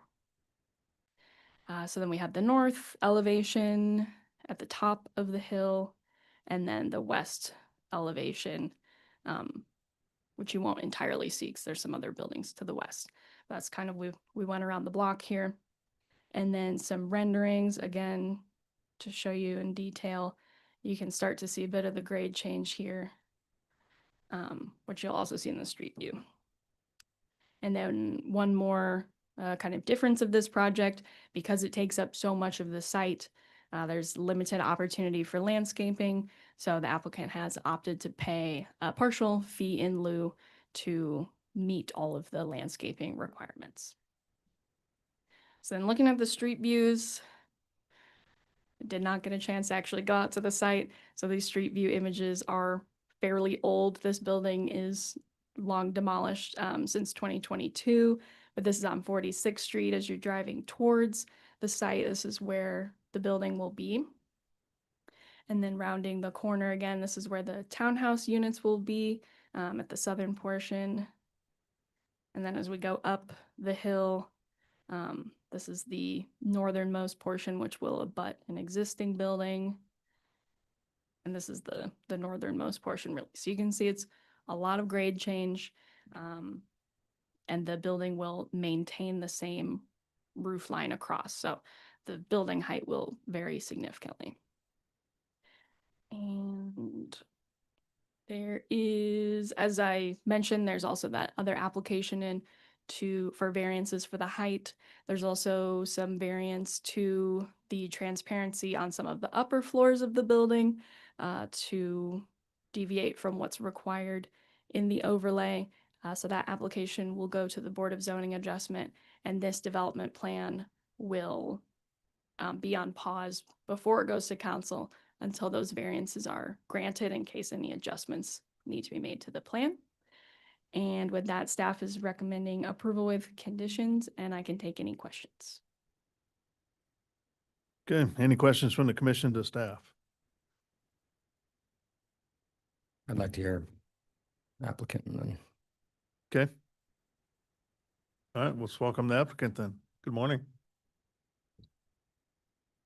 Sure. Good morning. I'm Will Dubois with Davidson Architecture Engineering at 4301 Indian Creek Parkway in Overland Park, Kansas. And I'm John McGurk with Flint Development, 3515 West 75th Street, Prairie Village, Kansas. And staff did a great job going through the report, and we've worked quite closely with them, so we appreciate their time working with us. And we do have a brief presentation. Some of the material is similar, but there is some additional stuff in here, so we'll wait for that to be pulled up. If you want to click to the next slide. So this is fairly recent pictures of the existing conditions. You can see that that building has been demolished. It's pretty scrubby, not exactly what we want to represent the city here in this great location. We've heard a lot from neighbors how they're excited about something going here because it's been vacant for quite a while and it's become a nuisance. And this is the last picture. If you've ever been out there, I've walked around there many times. You get huffing and puffing. If you're out of shape like me, going up and down that hill, it is pretty steep. So that is something significant. But again, you can see that that building has been removed. It is roughly equivalent to where those townhomes are going to be located. But that's that corner. If you click to the next, you can kind of see the comparison. So that's what we're going to put in there instead. Clicking through, it's again, you've already seen these a little bit, these renderings of the sides. That's over the Community Christian Church right there. So you can kind of see what that looks like. You know, you can kind of imagine further back if you're from the Southwest.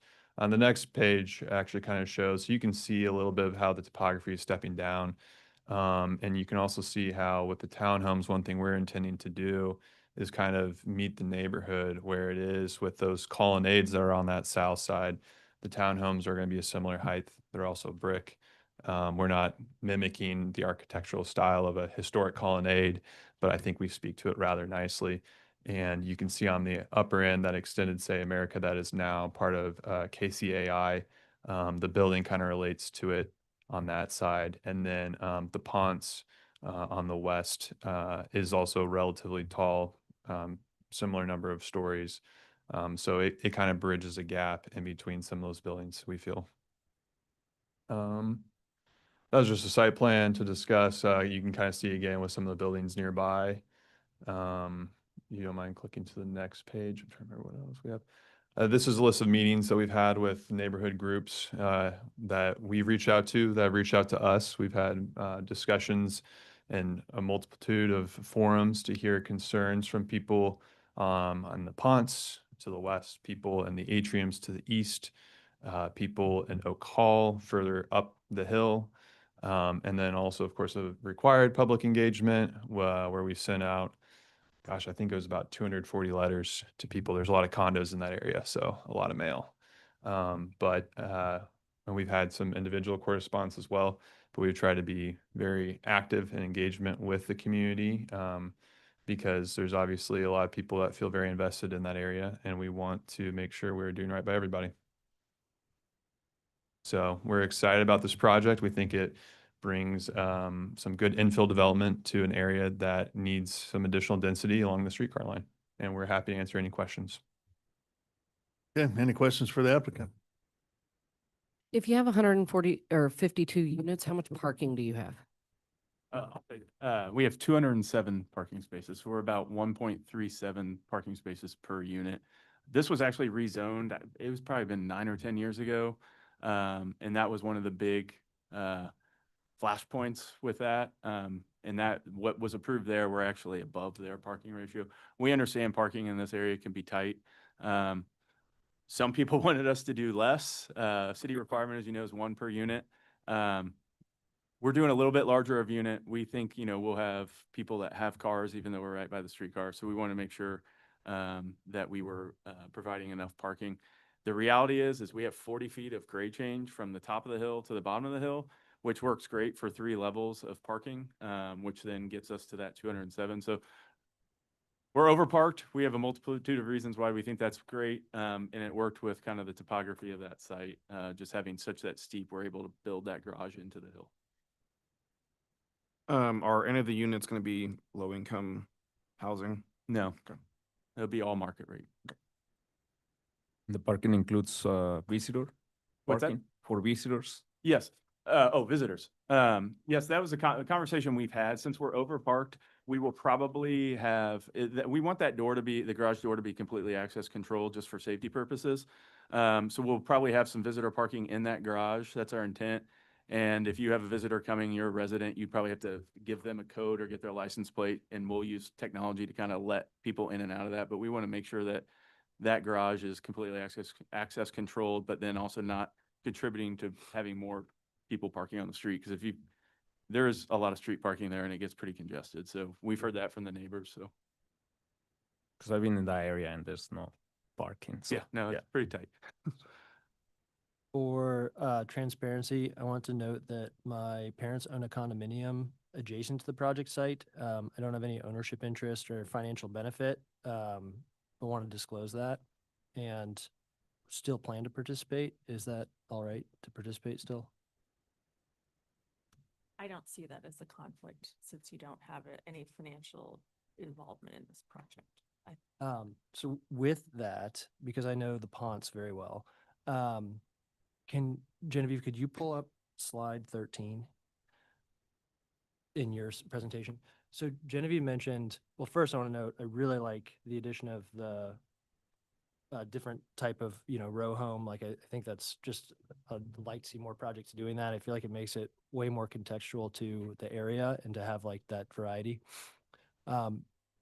So Genevieve mentioned that on the east elevation, we're looking at the west, there was extra glazing added for the streetscape appearance. And Genevieve, that's the west. yes, I think and you wanted I wanted to show the west. Oh, okay, So, sorry. on the east, she noted that you all added glazing for the parking. And because of the height of this building relative to the Ponce, and do you have it called out where the Ponce height is on here? I couldn't. No, it's not. And Okay. and this is some of the difficulty is Sure. But there's a lot of stuff on the other side of I it. think and I get it, because the Ponce is up to, I think they build as close to the lot line as they could. You all are building as close to the lot line as you could. And I think when you have residents facing residences, it's the expectation in an urban environment that you're gonna see things 20 feet across. But this side has less architectural interest on the lower portion. Where I think, if you're up probably 3 or 4 floors, your neighbors to the east will be staring at a brick wall. Is there any interest in making that look different for your neighbors who are going to be right next to you? Yeah, well, a lot of that came about working with staff. So you see it right there, that brick area, that section right there, that's basically about the footprint of how far back the ponds extends. And we want to make sure that was, brick, a nicer material, at least in my mind. Yeah. And we can look at articulation. On the east side, it's required because of the Main Street corridor, to have basically very extensive glazing, so it feels like a streetscape. On the west side, I imagine the code is basically saying, hey, you're not on the streetscape, and so we don't feel like you need windows or opaque windows there. I Cost-wise, it's honestly, the brick is a premium material, so it's probably similar. I don't know if someone would rather necessarily, I guess it's a little bit of preference, whether it's brick or, an opaque window. And then there's a building that would be further to the north. Mhm. And that one, I imagine they also built just as close to the lot line. Because the elevation change, it probably isn't as many floors affected. Could you go one more to the next, I think it's 15, so the opposite direction? Yeah, actually, yeah, that one. And they alternate at different times on our side, so like one pulls up then the other. So the bottom left, I think, is a somewhat good indication that, I don't know how many floors the Ponds has, but it looks like all floors except for the top 2. Anyone who's in those back units is going to be looking at a brick wall. So I just think it's something to consider and note. I think we could continue to look at that. Yeah, and we've had discussions with the ponds because it's kind of there's a power lines running through there. There's some considerations like that. So we actually have issues with, if we wanted to put real windows down lower, we really couldn't. So it'd have to be opaque, fake And I windows guess I could essentially. ask, was there any concern from anyone there or the other property about what the west elevation looks like? Honestly, when I went and met with the Ponce HOA, that was not, No. I don't think even mentioned. Cool. If I do want to point out, if you go to the site plan, Genevieve, with the Ponce in particular, that it looks like an O-shaped building, but that middle part where you see is actually only 1 story. And we did that because, with the Ponce being 0 lot line, us being 0 lot line, we felt like having 5 story. I would have liked having 5 stories of units there. I would have got more units. It would have, made the project work better. But we wanted to be considerate of not having 5 stories straight up in front of that building. So that's a 1-story kind of amenity space. So it's really a C building with a 1-story amenity space, kind of right there in the middle on the east side. Oh yeah, on the east side. Yeah, so that kind of rectangular piece you see, that's just a 1-story. Frankly, if we wanted to put a pool in that courtyard, that's a bad shape because you're getting east sun in the morning. So we probably won't have a pool in that courtyard, but if we wanted to, having it west would have been a lot better. But we just felt like, with kind of some of the items you're mentioning with the ponds being right across the street, being kind of considerate of where we're at in the neighborhood and frankly, the topography of that hill, we decided let's make that a 1-story and kind of make it more of a C-shaped building. So. Got it. Thanks. All right, any other questions from the commissioners? Yeah, in the staff report, I don't see minutes from your public engagement meeting. Do you have those? I believe we provided them. I don't know if they made it into the. I see the sign-in sheet, but yeah, I don't see anything meeting minutes. I don't think there was a summary sheet that was in the package. We do have it. I thought it was in the combined when and I'm just did asking but- because there is a letter from a neighborhood that's not it's probably against it, and then we Yeah. received this one. So I'm just curious to see if there's more, more thoughts from the community. I will say from all of my meetings, The biggest concern that I've heard from the neighbors has been construction period. Understandably, you know, especially the Ponce just went through streetcar construction right out the front door, and now they'll have construction in the back. I think pretty much everyone has stated the problems they've had with this property. They've had homeless encampments, they've had vandalism. That retaining wall behind the Ponce, kind of between us, collapsed onto a car. I think everybody is willing to kind of accept that they're going to have some disruption for a while during construction, but that the benefit of having that property developed, I think, I'd say almost universally people understood. You don't recall anybody mentioning anything about security, lighting, congestion, and also the height of the building? I would say lighting, I don't really remember anybody really saying. I recall one person just saying that, and I think part of it was existing conditions, just saying, hey, we want things to improve, both like the side. There was a discussion like, will you replace the sidewalk? Will it be nicer? And the answer was like, yes, we'll replace the sidewalk. There's some, you know, city standards for lighting, but it wasn't a big portion. There were several people mentioned, as you mentioned yourself, how there's a lot of street parking's taken. It's very congested. So a desire to make sure that we had enough adequate parking. Yeah, the congestion was one, and that's where, you know, we told the neighborhoods, we would open up some of the garage spaces for what I mentioned earlier with having visitors be able to park in the garage. Originally, we were thinking that would just be totally access controlled and no one would be able to get it except for residents. Okay. So that guest parking would be not only for this project, but also for the neighboring? Oh, no. It would just be, they were worried about, you know, if you're going to have 151, 152 units there, where are their guests going to park? Gotcha, okay. So I follow now. And then what about the height question I had? Did you have any? a few people mentioned it. I would say the people at the Ponce really didn't have an issue with it. I think the atriums, most of the people we discussed there, I know there's one gentleman, I think, that wrote a letter that doesn't like the height. I would say from that view, really all the atriums, the old building that was there blocked the view already. So when they tore that down, they got a better view. Any building over 2 stories, I think, would block views at the atrium. You probably know better, but that's generally what I would say is if it's 2 to 3 stories, you're going to block the view just because those are 2 to 3 story buildings themselves. Yeah, Stat, can I actually, do we know what the height was of the previous building? The one that was in the old street view Yeah. pictures. I don't know the exact height, but I think it was like 2 to 3 stories depending on. The front was 2 stories. It kind of stepped down, and the back part was 3 stories. When I went online, I tried to figure out a little bit myself. I think it was about 30 feet. And of course, with the grade change where you're taking that from What is the variant? What is the variance request? I'm looking for the height variance request. How much over are we? So the maximum height allowed in the overlay is 65 feet, which the northern portion of the building is under that.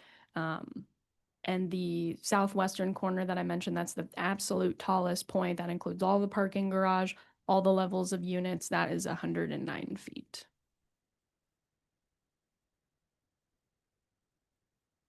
And though staff disagrees with our interpretation, and we've kind of just said, we'll go get the variance, it isn't super clear where you measure that height from. It does say you measure it from the highest point. We wrap a corner, so we've got 2 sides, and I think that's staff's position is you got to figure out the highest on both sides. We can say we disagree. We said we'll just go get to the BZA and get a variance. You know, we're not going to litigate that an interpretation when, you know, they've got the city attorney that's going to opine anyway. So let's just go get the BZA, go to the BZA and get a variance. So it's just a unique site in that there is 40 feet of fall. And frankly, if we were able to put a 5th townhome where we've kind of got the loading dock and our trash, and we probably wouldn't need a variance, but the site narrows as we go in. So we're utilizing that as kind of loading and stuff like that. And that's where that back corner right by the Ponce building, that's the highest point. We tried to, you know, the real reason we put those townhomes there is to try and comply with Plaza or the Main Street overlay and step that building down. And it was a great way of concealing a garage that is completely underground on the north, that is completely exposed on the south. So your first, just to clarify, I'm looking at your elevation. So to clarify, you have that first, you know, ground level is 100 feet right above your garage level, right? From the ground to the top of the building is 109 feet, I think. That actually, and this is part of how extreme the grade changes. If you look at the I'm plan, looking at one like 59 feet, right? you're looking at like the south elevation right The there north, with. north elevation. Oh, I'm sorry. So yeah, Yes, yeah. So that would comply. So it's 59 and then drops down because of the grade. I think that's- Yeah, I tend to agree that it seems like a building that was the allowable height would probably provide the same view disruption for anyone. Yep. And so it would really more be about scale or size or something other than view, because the view probably is going to be disrupted by any Sure. building. With the 207 parking spaces, 152 units, sorry, I should have found it on the plans, but what's the rough breakdown of bedrooms per unit and composition of the units? Yeah, so we're 1 to 3 bedroom units. We're heavy on the 1 bedrooms, just as most multifamily projects are. I don't have, do you have the? I can look it up, but We can get you the exact kind of percentage of each unit, but we've got a handful of 3s, more 2s, and then a majority 1 bedrooms. Actually, I was kind of curious, what is the cost per unit, the range? Of construction? No, Or- per unit. So We're about $2.30 a square foot. So if our average, we have bigger units, so we're about a 900 square foot average. So we're looking at, average rent's probably $1,800 to $2,100. I got those percentages. We're looking at about 41% 1 bedroom, about 7.5% 1 bed with a den, about 44% 2 bedroom, and about 7.5% 3 bed, approximately. And those could, still shift around a little bit, but that gives you a rough idea of the unit mix. So I stand corrected on the majority ones, sorry. So it might not be overparked, it might be just appropriately parked, which addresses again, at least some of the parking concerns. Thanks. Any other questions? Okay, let's open it up for public testimony. If there's anybody out there that would like to speak regarding docket item 4, please come forward or raise your hand using the Zoom feature and you'll be called upon. I want to note you all received 2 letters that came to staff post when the staff report was published that were just passed out to you. Okay. I have no hands raised online. Okay. We'll go ahead and close public testimony then. Anything else to add at this time? I mean, obviously the comments we have, I think there's a couple letters here we received. One of them, I think, like you stated before, is the height, and they live to the east of the property that you're building on, and they have a concern with the height of that, and then how it references to the Main Street corridor. I think we've talked about that. Parking was another one, it looks like, and it seems like we've talked through that. Is there anything else on that? I believe I saw one comment on crime, an increase in crime, and There was, yeah. I just fundamentally disagree when you have more people living in a place that you're gonna have more eyes on it and less crime. But Yeah. people can differ in that opinion, but I knew that was one of the other, I think it was kind of those 3 issues that I saw in a couple of the letters. Well, while you brought that up, I'm assuming with a building this size, you're going to have some sort of on-site staff, Oh, yeah. which adds additional paid eyes in an area, which is nice. And I'm assuming there's going to be some sort of, on top of your, key card access, there'll be some sort of security throughout. Absolutely. Increased lighting. Yep. Fully access controlled staff there 6 days a week.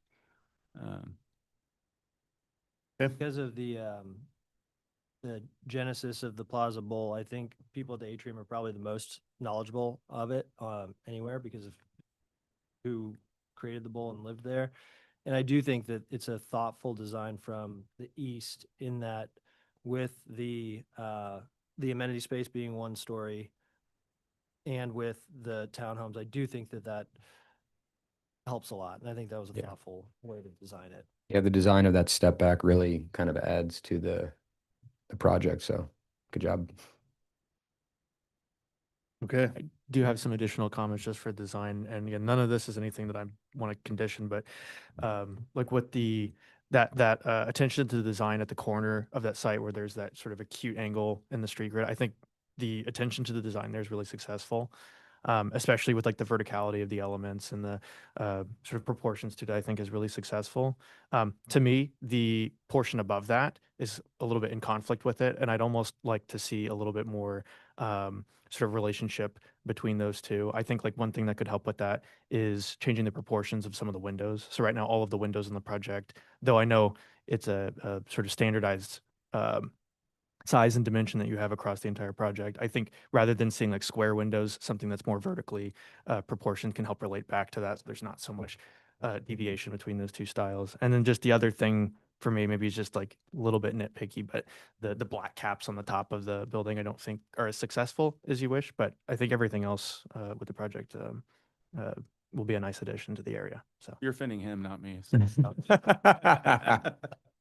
can go do a pin up in a little bit. I'm going to show you any of my work. Yeah. Yeah. No, I try to appreciate all be the feedback. constructive. I do think overall it's a successful design. So Yeah. Anything else? All right, with that, we'll close testimony and speak amongst the commission. If there's nothing to discuss, I'll take a motion, please. We didn't spend any time on conditions. Is there- Everything's good. Great. All right, Chair Crowley, move to, Did you have? I was just gonna ask, because I don't know how you guys feel about, because parking, like I have, I used to live around there, and it's just, can they be conditioned that you have visitors in your garage? Well, that's what. Like how can we help the parking situations? Because a lot of the times that even for emergency, for fire emergencies and stuff like that, the streets are blocked. So I think they've said that you guys have a certain allocated spots in the garage for visitors, correct? well, We plan to allow, they're yeah, planning, to they're his point, thinking about it, but it's not conditioned in this approval, but our plan is to have visitor parking in the garage. but Gotcha. like, is there something that we can? yeah, a lot of the units around there don't have built-in parking. You've got a lot of students living around there where you have multiple people in a building. Right. And so, yeah, I mean, I'd be happy to add a condition if you all on the spot are able to come up with a number that you think is reasonable. I would say I would not like a condition that has any more than 5. Because I just Yeah. think, for example, for the step, like from the marketing standpoint, like how do you, like it's tough to sell a unit when you cannot have people over. Understand. That's why I told the neighborhood we do it, and I'm fine having a condition if we want to say 5 spaces can be for visitors. Just keep it like, those are extremely expensive parking spaces, so I don't want to. Could we, Yeah, rather than well- conditioning a number, couldn't we just say to allow visitor parking and then let them, I don't know. To me, I just feel like it's not really our place to determine that. Again, they're already providing ample parking, more than probably what they need, especially given that this is on a streetcar line. There's more than enough street parking within the area. And if we're anticipating 5 people, I don't think five Right, street five- parking five spaces that are going to be doesn't move the occupied needle, for right. 2 hours a day is going to be a big deal. So So I was just wondering. So Yeah. yeah, just my 2 cents. at 5. Yeah, 5, yeah. I mean, and then of course if they determine it's helpful to add more, great. But I mean, I do think that that's responsive to concerns. If people are complaining about it now and you're about to add potentially, 240, 250 people, that's hundreds of reasons for more people to come visit. And that's a popular place for people to host because there are so many amenities. So I think it's. There's also a large parking garage at UMKC right by the streetcar. And I mean, there's nothing stopping people from parking in that public garage and just taking the streetcar up to the apartment. Right. Yeah. Visit Because a friend. especially in an area like this, proximity is more of a luxury rather than a necessity because there's plenty of opportunities. I know. for I live in the city and I walk and I know parking is limited and I didn't have a car for many years, but I understand also that people coming from other places, they need to park somewhere, right? Like we cannot tell them, but we cannot tell somebody 70 years old to park 10 blocks away. Well, yeah, I guess I don't necessarily think that's exactly the demographic that we're expecting to be utilizing the space. They have parents. I mean, I understand. I know we can't expect people to just vaporize their car the second that they get into the city, but I think there's plenty of places for them to store it within the area. Okay, let's make a motion. Does anyone else want 5? Yeah, I would add if I could, if you guys do want to approve something like that, I would just ask that it just be some time limited because we all know like overnight, So those are probably going to be sitting empty and those are very expensive parking spaces to be sitting empty. Again, I'm fine with 5. And I probably, think- probably can be a fee, like, right, for example, Two Light, right? Like they have one floor for visitors to downtown. You pay very expensive, and then everything else above that is for residents. So I think visitor park, if we're going to add, and they can be a business tool, right? Like whatever, but you know, something that can fix or help to fix that problem. if we're going to add this, I think that it would be their discretion on time limits on that. Like if it's a visitor parking for And 2 that's on them, hours or right? whatever it is, that's completely okay. Especially if we're going to, they're already going above the required amount of parking spaces, right? So if we're going to add something like this, that's my thought, but. Yep. So maybe think about something else. Do you all have a ride share or delivery space for people that you can remove street parking so that way you don't have delivery vehicles blocking these narrow roads? So currently the entire west side of Walnut is no parking. And then we will have, like for move-ins, we will have on that, right by the ponds in that alleyway, that is where there will be, a truck will be able to pull in off the street, load into a loading dock, and go directly into the elevator. So you shouldn't have any move-ins coming there. That is also right where you'll have your entrance to your leasing. And I think that's just regular parking now, but you know, could we do a loading zone there? Yes. That also just takes one more space off for other people to use. Well, yeah, I would ask that you all, and we don't have to condition it per se, but I would ask that you all work with Public Works to figure out some sort of ride share and delivery vehicle drop off, because the amount of people that are going to be ordering food or ordering items, I think it's something to plan for. I think we currently do have that where that load in is and also the trash. Okay. So you'll have a large kind of, I don't know if you could pull that back up, but there is a large kind of apron there that people can pull in, pick up, drop off, load. So it's basically just to the west, the flat part of the building just to the west of the townhomes. That is a driveway apron essentially. Okay. Where people can pull in and the elevator comes in right down there. So if you're getting an Uber or you're getting dropped off, you can go right in the leasing office door there, get in the elevator, go to your unit. All right, Chair Corral, I move to approve docket item number 4 with conditions, adding condition number, I believe it's 31, no, 36, requiring a minimum of 5 visitor parking spots. Second.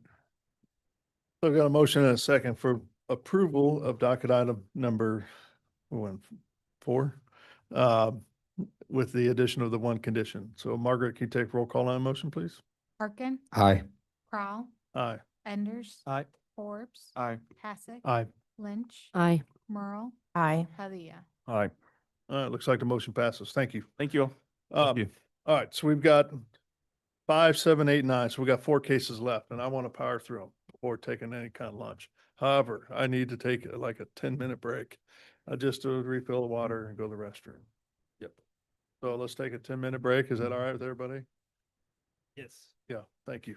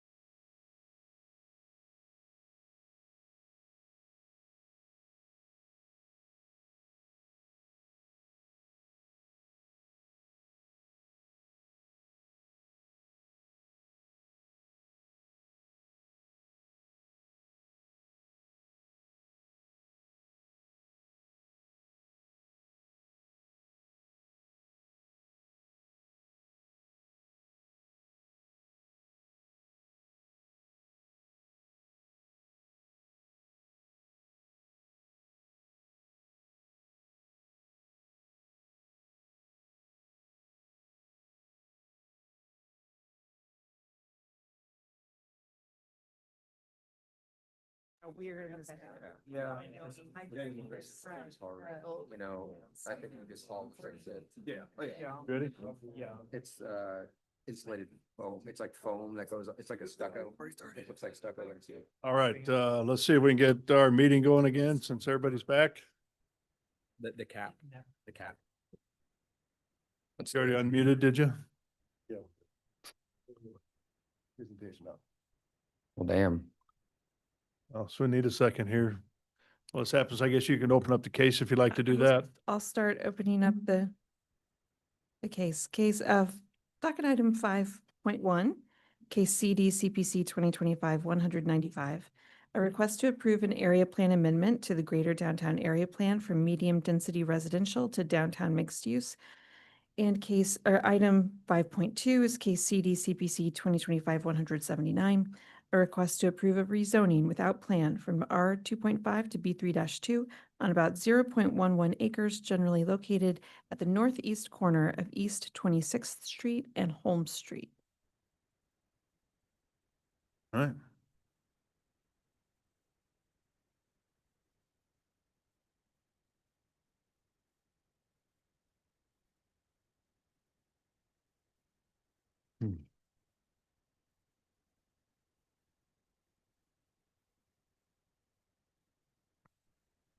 Okay, good afternoon.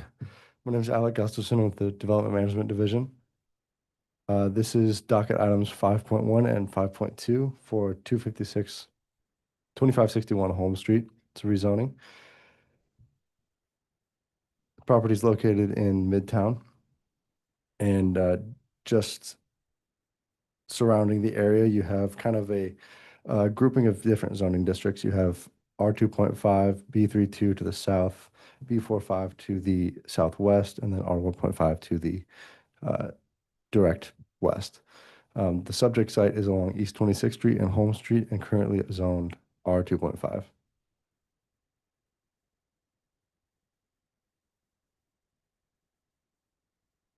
A little bit of history on this site. The property was originally used and issued for a building permit for a filling station in 1927. The area was rezoned from C3-A2 to R2-B in 1982. And then in 1983, a CLNU was granted to use the site for the office and repair shop for a company called Liquid Products Incorporated. The property has previously sat vacant for about 3 years between 2022 and 2025, causing the CLNU to lapse, which is essentially reverts this building back to a residential use, considering it's in an R zoning district. So with the current owner and current tenants hopefully intending not to use the business as residential and use it as the commercial that it has been for almost 100 years, it's basically being moved forward as a rezoning for this B3-2. So here are the sites. Here's the view of the site, Google Street View from 2022 and Google Street View from 2023. This is during that vacancy period. And then the rezoning is from R2.5 to B3-2. The current tenant is utilizing the space for limited repair, motor vehicle limited repair. Rezoning the site would allow the business to operate in compliance with the zoning and development code. So it would bring the site into compliance and maintain that commercial use that it's had for a long time. Here's just a little bit of a street view for the context. Google Street View looking southeast down Holmes Road, you have Succotash, which is in the B3-2 zoning district. And then you have Google Street View looking southwest down Holmes Street, which is, I believe that is, I can't remember what that is, I'm sorry. View looking northwest up Holmes Street is a parking lot, and then this is a 3D globe view looking north along Holmes, which is residential uses. And this plan also comes along with an area plan amendment from residential mixed density to downtown mixed use. And then with that, essentially, we are looking at approval for both the area plan amendment and the rezoning. I can answer any questions if you'd like, and I can find out what that building was as well. The family court. Family court. There you go. Okay. Any questions from the commission? All right, let's welcome the applicant then. Good afternoon, finally. How are you? Good. How you doing? Good. Anything you'd like to add? Staff report? It's not a repair shop. He's actually a machine shop. He makes the little part for motorcycles. So there's motorcycles over there. So, that might be where that kind of came from. The building, I had tenants lined up for it in the past. Both those deals fell through. One was a dispensary, and with the family court across the street, they couldn't get their permitting. Then a restaurant was going to take it. And then as they worked through it, the numbers didn't work out. So that's why it sat empty. We used it as storage. The guys just run like a 9-to-5 business in there. We had our neighborhood meeting. Everything went great. We actually had more people in support because they're glad to see someone in there. And we've painted the building. We put new garage doors in. We put new exterior doors in. It has a new roof. So we've done a bunch of improvements since we've got this tenant. I was under the impression it was commercially zoned because that's what I was paying county taxes on. So this was kind of a, kind of got blindsided when these guys moved in. We figured out that it wasn't when he went to get his business license. So that's kind of how it all started. Okay. And you say you make motorcycle? He actually makes, Any brand? machines, parts. Pardon? Any particular motorcycle? Oh, they're brand? Harley guys. Okay. Just making sure. Just making sure. Yeah. Is that good or bad? No, that's good. Yeah, just in case I need something there. Yeah. Okay. Any questions from the commission to the applicant? All right. What were the hours of operation? Oh, like 8 to 5. Okay. Yeah. Just a normal. No, and there's no like retail. It's people bringing him apart, wanting it reproduced. Okay. It doesn't have like a, foot traffic in and out of there every day, like a restaurant or something would. All right. Awesome. Thank you. All right. Let's open it for public testimony. If there's anybody out there that would like to speak regarding docket items 5.1 or 5.2, please come forward or raise your hand using the Zoom feature and you'll be called upon. There are no hands raised online. Okay. Anything else you'd like to add? Need to close public testimony? Anything else you'd like to add? Okay. With that, I'll take a motion, please. Chair Crowell, I move to approve docket item 5.1 without conditions and 5.2 without conditions. Second. Got approval for docket items 5.1 and 5.2. Margaret, can you take roll call on that motion? Parkin? Aye. Aye. Enders? Aye. Forbes? Aye. Passick? Aye. Lynch?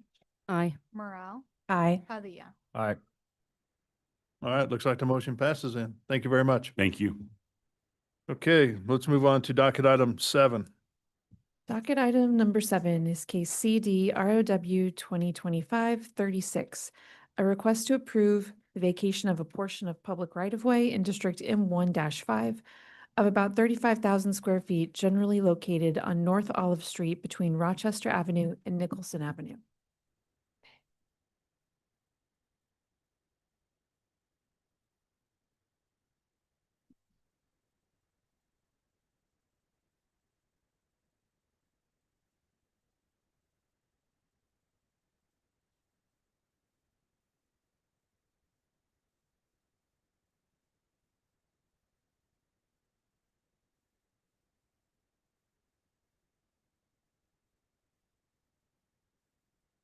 All right, good afternoon, Commission. Justin Smith, City Planning and Development. In front of you is docket item number 7. This is a vacation of right-of-way. The subject site is located, I get my screen to, located just east of I-29 and Front Street, within the 4th District, within the boundaries of the Riverfront Industrial Area Plan. A closer look at the area to be vacated. It is in between Nicholson Avenue and Rochester Avenue on North Olive Street. This area to be vacated is 35,000 square feet. There is public and private facilities within the right-of-way. There's a sewer and water main, and AT&T, Evergy, and Spire also have facilities within this right-of-way. And just a brief history of this application and how we got here today. We had a pre-application meeting in September of 2023. The applicant's intent was to resurface North Olive Street. You can see from the picture here, there's potholes everywhere. It really doesn't even resemble a public street right now. City planning staff recommended a maintenance agreement with Public Works to repave the street. Public Works did not agree with that recommendation and ultimately recommended a vacation as a second option. There was some back and forth with the areas to actually be vacated. The applicant wanted to vacate Olive Street all the way down to Rochester Avenue, which would not meet our code and create a dead end. So highlighted in red is what we ultimately, or yellow is the portion to be vacated. The red portion will create kind of a natural hammerhead for a turnaround. Although the applicant intent is not to close down the street, it's just to resurface it. And the fire department approved of this request. And then you can see the alleyway kind of in between that red and yellow would create a turnaround as well. So once again, the goal of this vacation is just to resurface North Olive Street and maintain it and keep it open to the public.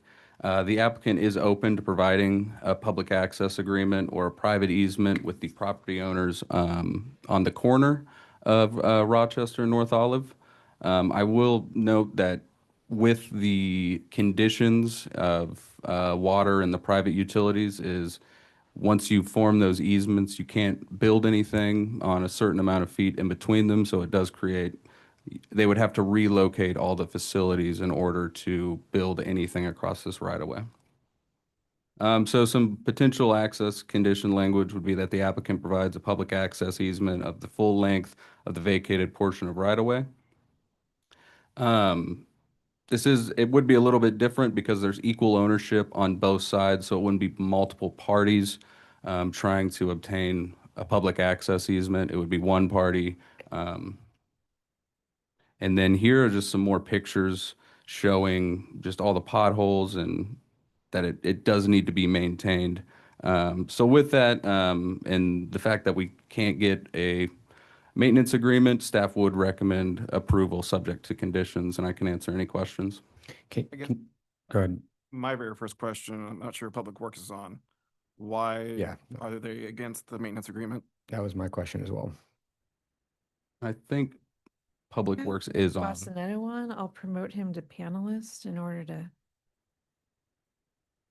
hopefully answer this question. That's a heck of a. What was the Perfect question? timing. Wild. I was in the elevator, so I couldn't. Um, Yeah, so Cargill is a huge, a lot of the soybeans in the whole Midwest, from all over the Midwest come to this plant where the soybeans get crushed. They make a lot of soybean, oils and then feeds. So it's a huge, industrial plant, not just for Kansas City, for the Midwest. And they're so gracious. They have a lot of truck traffic there. And, we just can't maintain some of these roadways. And they've been more than happy to take over the roadway for us and maintain it up to their standards and how they need to do it. So Public Works is, we've been working with them and we're more than happy to give this piece of roadway over to Cargill. So our question was why not do a maintenance agreement in lieu of this? It seems why give up city property if they're agreeing to maintain it? So really, like the map showed, they own both sides of it. They really own like that whole complex, and we're looking actually at other roadways too. Like I said, we have a lot of right away. We didn't see a need to keep this. Plus, they're willing to keep a public access easement over it. So, from our perspective, it just we get rid of liabilities while still maintaining public access. I'm in the opinion that we should just do a maintenance agreement. Yeah.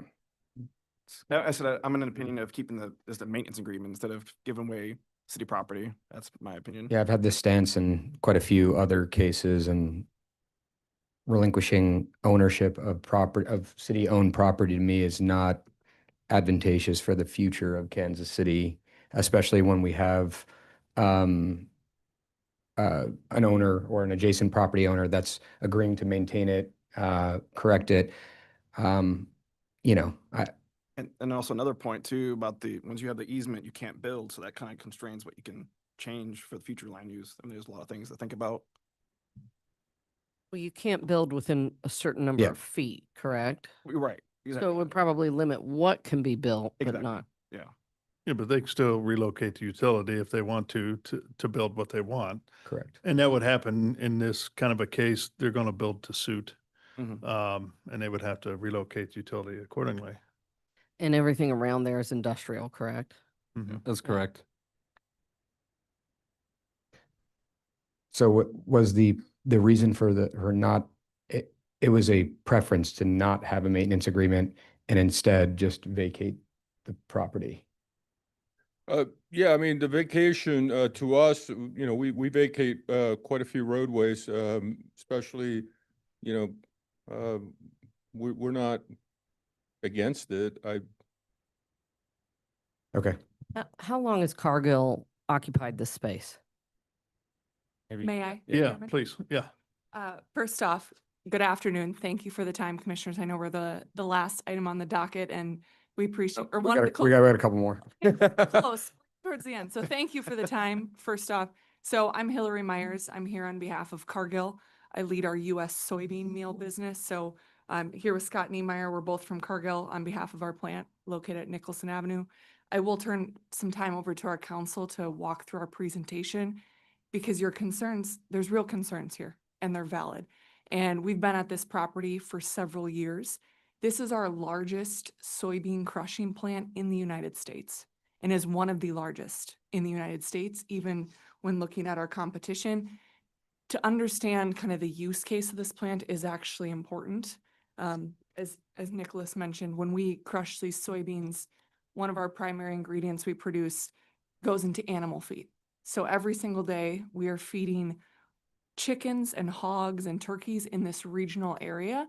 And much of that product does ultimately end up back in grocery stores where all of us shop and restaurants where we eat. So I think that context is important, that this is a road that is primarily used by us every single day, day in, day out. And there have been real challenges with the maintenance. We're happy to show additional photos and speak to that. But part of the reason we've worked with the city engineering department and come to this conclusion that maintenance by the city is not the best option is because the road deteriorates its condition so quickly as it is currently a gravel road. So at this point, I would love to turn over to our council to walk through our full presentation. Yeah. But I understand there may be further questions and concerns, and we're happy to address any of those. But again, we are the primary users of this road, and we ultimately believe it's really important for the continued success of our business to have a road that's actually viable for use that our customers can drive on. And to be on record about it, my concern, this and has nothing to do with the applicant here. It's just more of a general concern. To be honest, if you were to say that we're vacating it so that we can develop a private road for our use only to kind of, I would be more in support of that because it's a development of that, combining those two properties rather than just saying, hey, we're vacating this because we can't maintain it. That was my concern. May I address that? Yeah, sure. We do have a neighbor who wants to maintain access to the roadway. And so that's important to us, is to ensure that our neighbor is able to meet their business needs as well, even though we do have majority ownership around the road. So that would be something we'd be open to. I think staff has discussed that, where rather than having a full public easement, we just do easement for our neighbor who needs access as well. So that could be an option to consider. Okay. At this point, I'll turn it over to Chris Klein, our counsel. Thank you. Yeah, hi, good afternoon. Chris Klein with the law firm of Hush Blackwell, here today on behalf of the applicant, Cargill. Given the time that we've been here already, I think I'm going to just kind of go through these rather quickly. And a lot of this was already touched on by Hillary too. So again, Cargill has owned this site since 1985, and they've made significant expansions back in 2008 and 2012. This site plays a critical role in supporting the regional agricultural, renewable energy, and domestic food and fuel supplies. Currently, they employ around 90 employees at the site, but then they also support a range of other regional, local jobs through contractors, suppliers, and support staff. As Hillary mentioned, Cargill has 13 soy crush plants throughout the city, or throughout the country, sorry, and this is the largest one that they operate, and they intend to continue to grow their operations at the site. They're anticipating spending around 50 million plus or minus within the next 5 years at this current site. However, the Olive Street access is critical for both their current and future operations. As Justin mentioned, the road has fallen into disrepair and it continues to decline despite repeated requests of the city. While there's very little public traffic on this road, both the applicant and their customers' trucks do use the road on a daily basis. There's around 100 to 120 trucks on a daily basis that will use the road, and the poor conditions have had a significant impact on their operations. On this side here, I think this really helps to show the level of disrepair that we're talking about. And this is just a small section of the road. But this one hole right here, I would just mention. So there were several occasions where they actually had trucks get stuck there and they had to have tow trucks come and tow them out. And so at one point they thought, well, why don't we put a parking cone there to block it off? Well, the hole was so large, it basically swallowed the cone up. On the next slide. You can see some more examples of the deterioration on the road. And so what is Cargill asking of you all today? What we're seeking is to have this road vacated so that Cargill can maintain the road and keep it open for public access. As Justin mentioned, we are agreeable with providing a public access easement, or if the city staff is not, or if the city is not willing to go forward with that route. Or we've also spoken with a property owner to the south and said, we will provide you a private easement for perpetual easement to utilize that road as well. And so lastly, on this slide here, I just wanted to address a couple of the concerns that were referenced in the staff report. So the first one was access to and from Nicholas Avenue to the properties to the south. Again, Cargill intends to keep this road open for public use. And again, they've agreed to those public access easement. On the next one, the impact on physical connectivity. There, I would just reference how, our stance is that we're actually improving connectivity. Instead of just filling the gravel holes that you've seen on the road, we're actually going to go in there and repave the whole thing with asphalt. We're not going to construct any physical improvements that would restrict access to the road. And again, we're agreeable to keeping it open to the public. So that I'll turn it over for questions, or unless you guys can add. Yeah, I want to add one thing, which is just around the asphalt and our desire to improve that is we would also want to work with the city and city engineer's office around any planning so that when we're out there doing asphalt, the portion of the road that would stay with the city for right of way for fire truck turnaround access, we would be open to paying for the pavement of that portion as well, because that's also where our truck traffic drives, even though we wouldn't own that specific portion of the road. Because if we're going to be out there paving the road once, adding a handful more feet it makes sense to do it all at one time. And that would have been the area highlighted in red. And while we agree to that hammerhead turnaround, the current state of that area, we were discussing before, and we don't even think a fire truck could utilize that. And so if we're going to be out there doing that, again, we'd be agreeable to go ahead and paving that full area then. I don't think you're really sharing yet on mine. Oh, I'm sorry.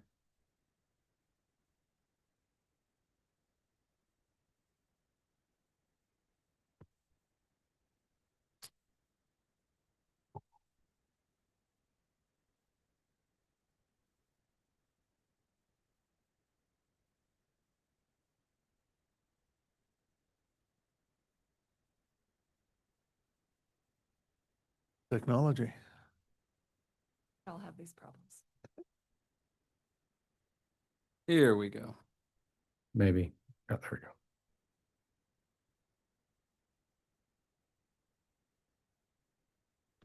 You broke it. This happens every week. We're not here every week. It'll happen at Board of Zoning. Adjustment too, Gotcha. don't worry. You're not, but we are. Yeah, I was.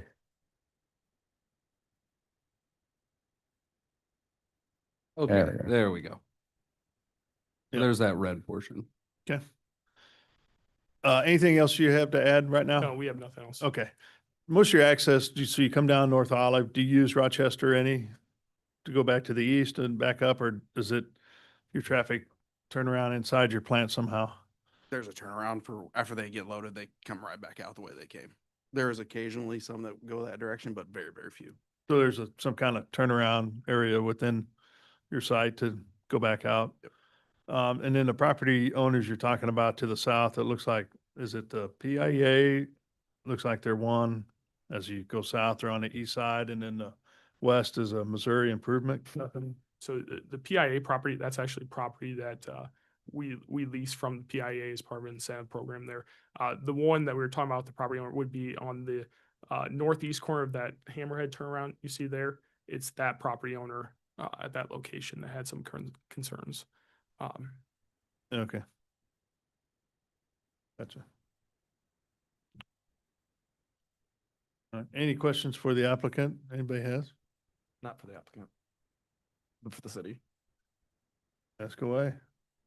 So just for my understanding, when you have a maintenance agreement, my basic understanding is that you're allowing the people who want to make the modifications, make those modifications, but the city still owns it, or do I not understand that correctly? If we had a maintenance agreement? Yeah.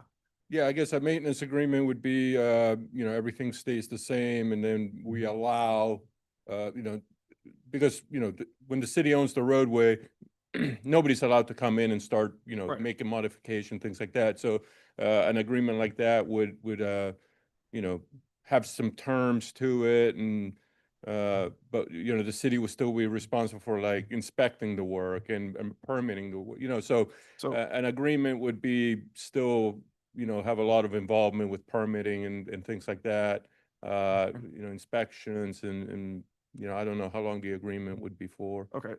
So that's why I guess my disconnect is, why wouldn't that be the avenue to go? We still remain keeping control. They're able to make their improvements. To me, I mean, it seems like it's a. Yeah, but if they're the only people who are really using the property, them and their neighbor, I mean, I see Cargill is one of the largest and most reputable ag companies in the country, and the odds that this property is going to be used for any purpose other than what it's currently being used at, I think it's pretty low. If they're willing to take it over and maintain it, and it doesn't cost the city any money to go out and look at it, I mean, it's manpower, it's hours. I mean, it's city dollars that are going to go into that property unless we vacate it. And clearly, we're not maintaining it right now. So my stance here is,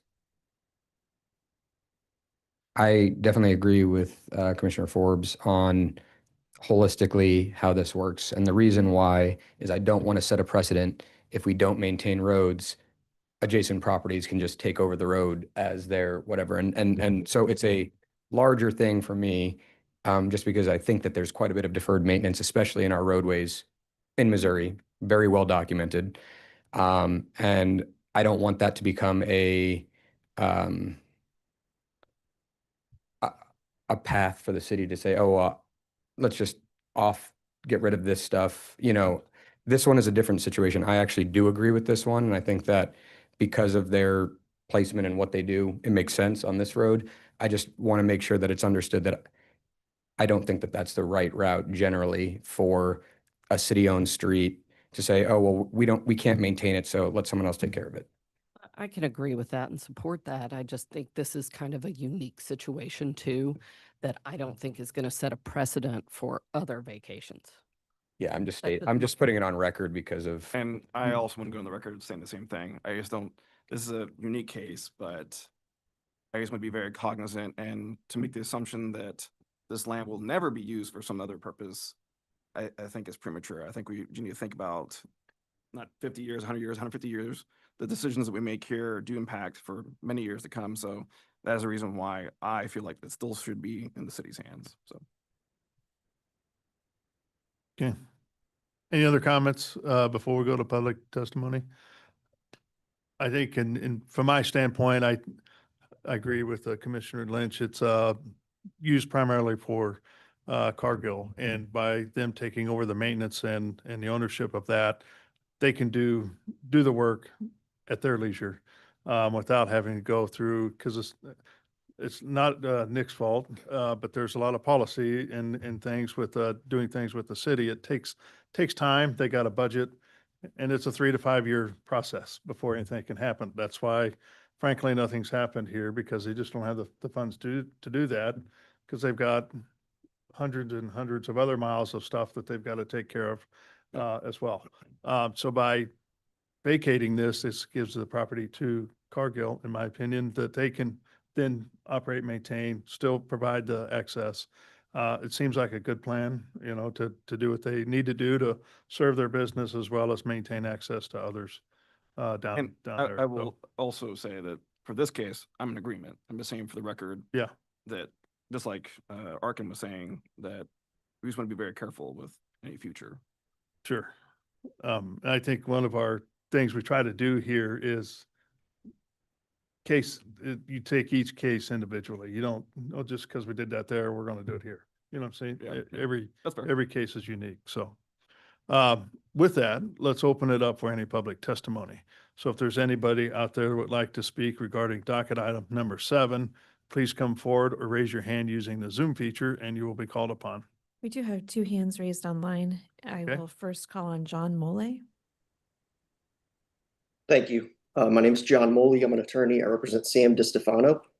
He owns multiple properties south of the proposed vacation. One of them was that parcel identified on the northeast corner. He also owns 10 to 15 other parcels down that strip. So it's not just one property owner there.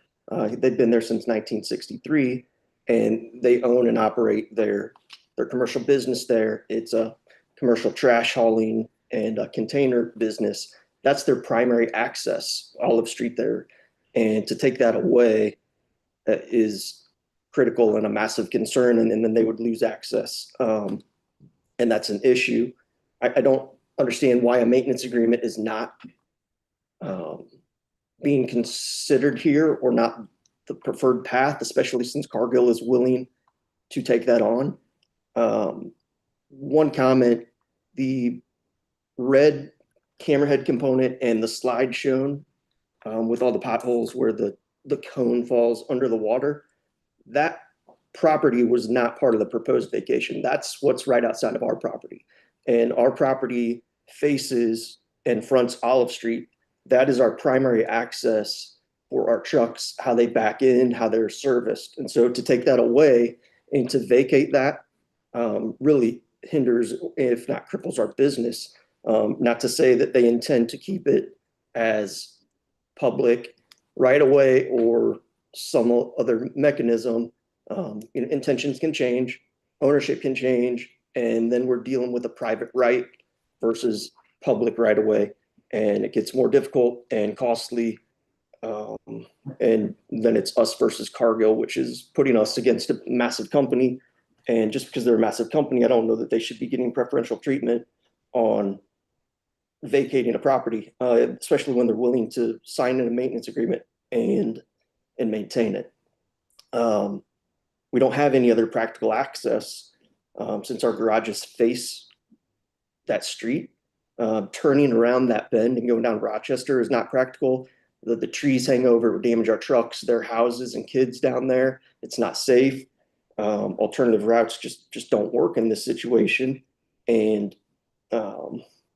it currently serves the current and future purposes that the public right-of-way does. So to take that away is going to impair our access and potentially remove our access because intentions can change. So I guess those were my general comments and thoughts. Don't need to take anyone else's time up any further, but I would really hope and urge a maintenance agreement in this scenario, especially when the applicant is willing to enter into that, and it's just the city that's unwilling to take that responsibility. What's the physical address of the building you're talking about? Well, there are multiple. I can. And I The believe one with Sam is the on. garages is 2404 Rochester. Okay. It's in that hammerhead, the northern portion of that red hammerhead.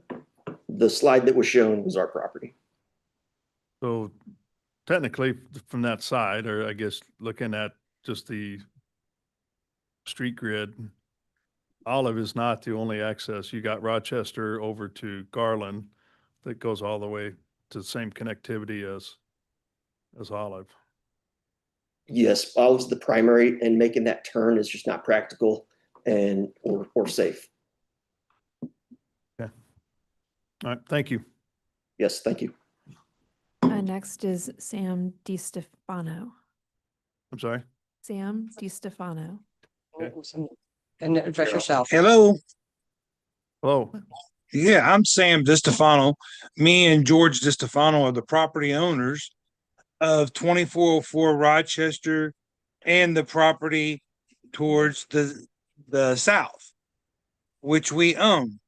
2401. Is 20, I think it's 2404. We own 2401, 2403, 2405, 2407 Rochester, 633 North Olive, as well as 2404 Rochester, 2408, 2412, 2413.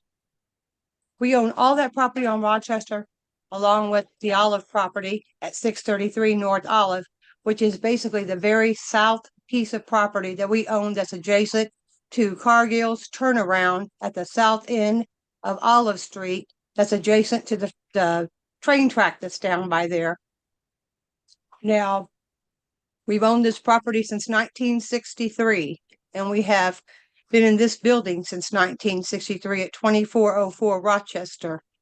And we have put that addition on back in the 1970s, where that 3-car garage is. It's not a car garage, 3-car Truck bay. Truck bays are, as well as a dump site up on the hill, and there is also an alleyway to the north of that piece of property.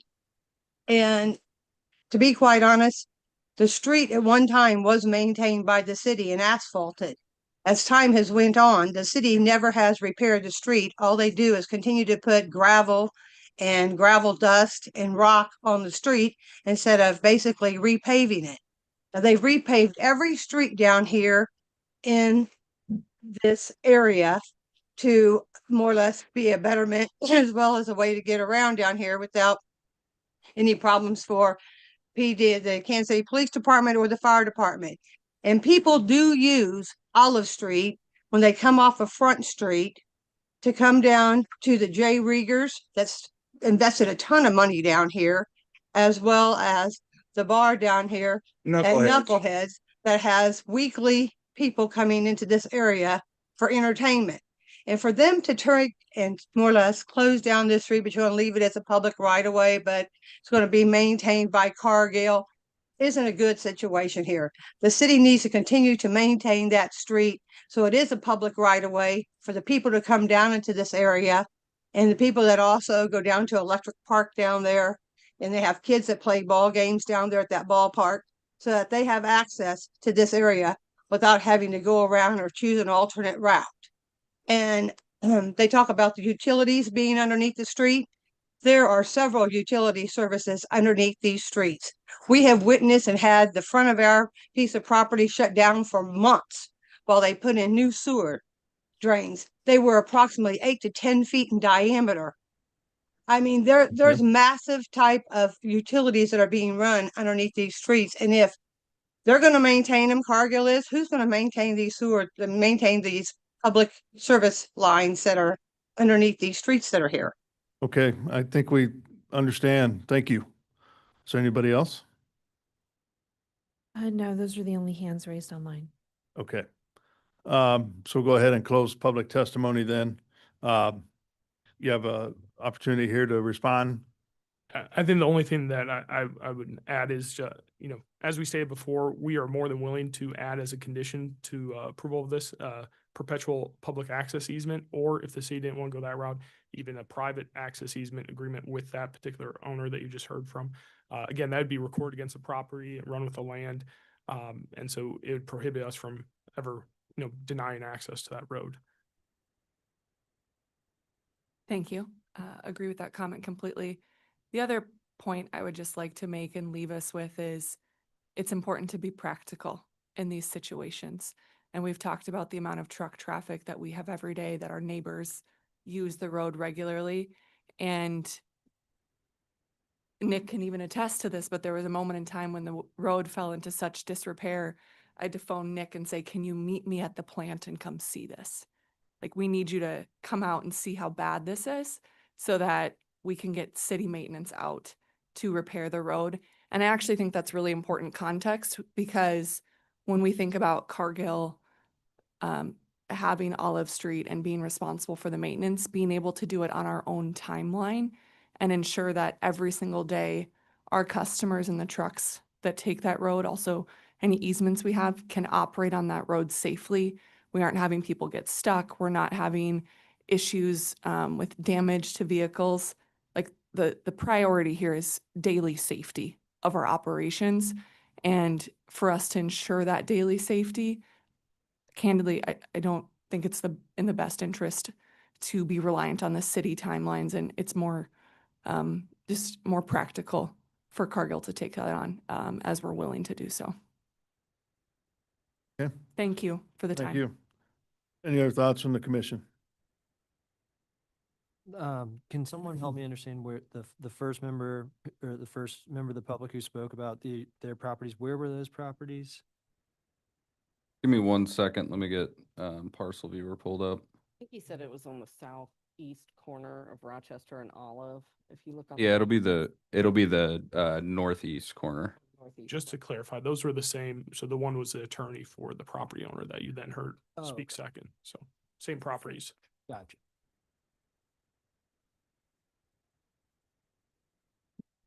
And so you're saying that they will have access to the street. Yes. So I don't see a problem.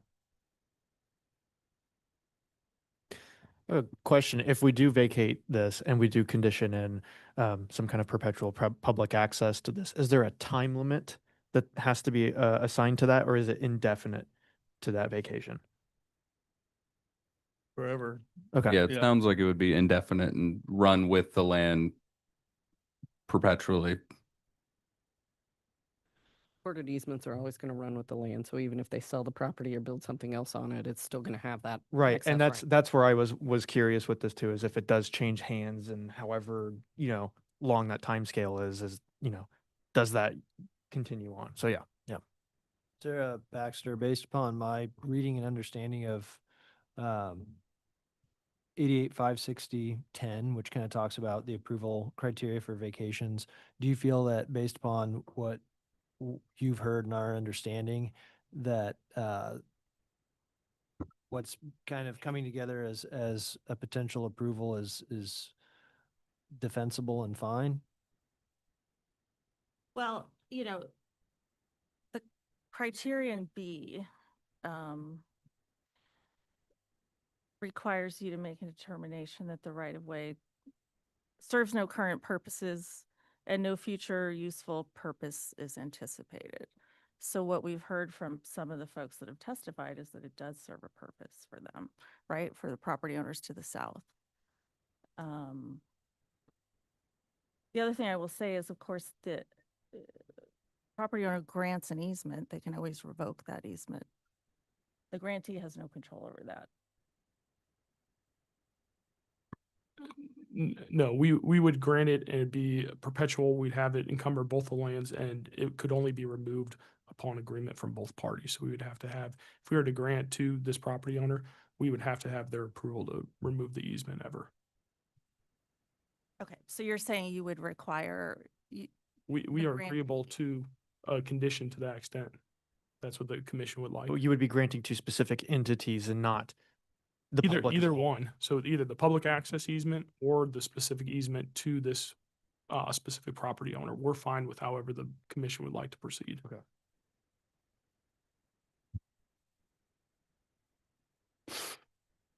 Yeah, I mean, but did I answer your question, Commissioner Enders? I mean, that criterion is one that I think Yeah, there's a question at least, right, based on the testimony that was heard today. So I would also add too, so our firm actually assisted with a similar project down the West Bottoms for Samara Road. And we did the exact same thing that we were discussing here, where the road was vacated and we granted a public access easement. So this isn't something new that the city would be doing on this occasion. There is precedent for this type of approval. It doesn't sound like the road is also very usable in its current condition or safely usable, which I think would meet the criteria you just discussed. Is that not accurate? It's the right of way, even if it's unimproved, and whether it serves a public purpose or a future public purpose, meaning were it improved. That's the criterion.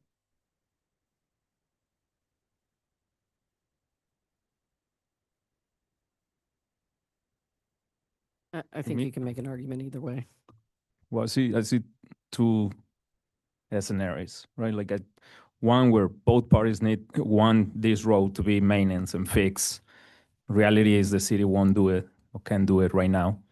And we have one party that's willing to do it and still give access to the other party.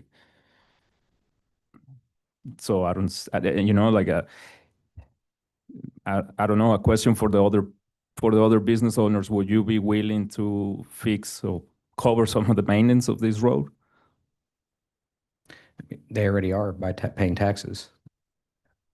Okay, well, yes, but Yeah, but arguably so is Cargill. I mean, Correct. Yeah, but that's why, and I'm saying, in this case, I'm good with either option because of they're either protected by the easement, right? If they own it. Or on the other end, if it's a maintenance agreement, they're protected because it's then still city's property. It doesn't make, regardless, they're saying they're going to repair it. Now and on down the road. Correct. Yeah. So, I mean, I was going to say I'm in favor of it as long as the public has access to it. and I guess for our public testimony, staff, if you want to make it clear, stated that in what we are currently proposing, there is these are open roads. It's not, it's not going to close use from the public.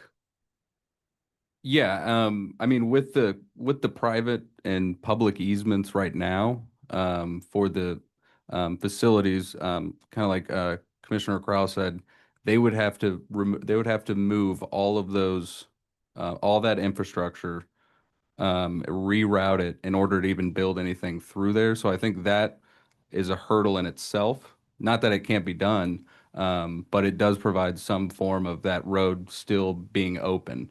Now, I guess they could always close it off to the public, but I guess that comes back to that criteria B, where does it serve a current purpose? But I think the intention of this is to keep it open, and we can't get a maintenance agreement, and that's kind of where this vacation might not meet criteria B, but that's why we're recommending approval, is to get this road maintained and repaved. But my understanding is that so even without the easement for utilities and all that, even if they were to move that, they've agreed that this is a public easement. They're going to put a public easement on their new private property if it's vacated, meaning it could never, even if they wanted to move it, they couldn't do it. That's correct. Yeah, if a public access easement was So recorded. essentially, it doesn't matter which way we're going on this specific case, because no matter what, the only difference is it city-owned? Is it owned by the applicant? That's correct. And that's why we recommend that condition language being added. I just wanted to be clear for people, because it sounded like some of the public testimony didn't understand that was being maintained as a public. They have no right to close off the street. They have no right to do any of that kind of stuff. Literally, all they're doing is fixing it. And just to clarify, there is no mechanism if we do have a public right of way that's established on the private land or on the private road, that there's no mechanism in the future for either them or a future entity to dissolve that.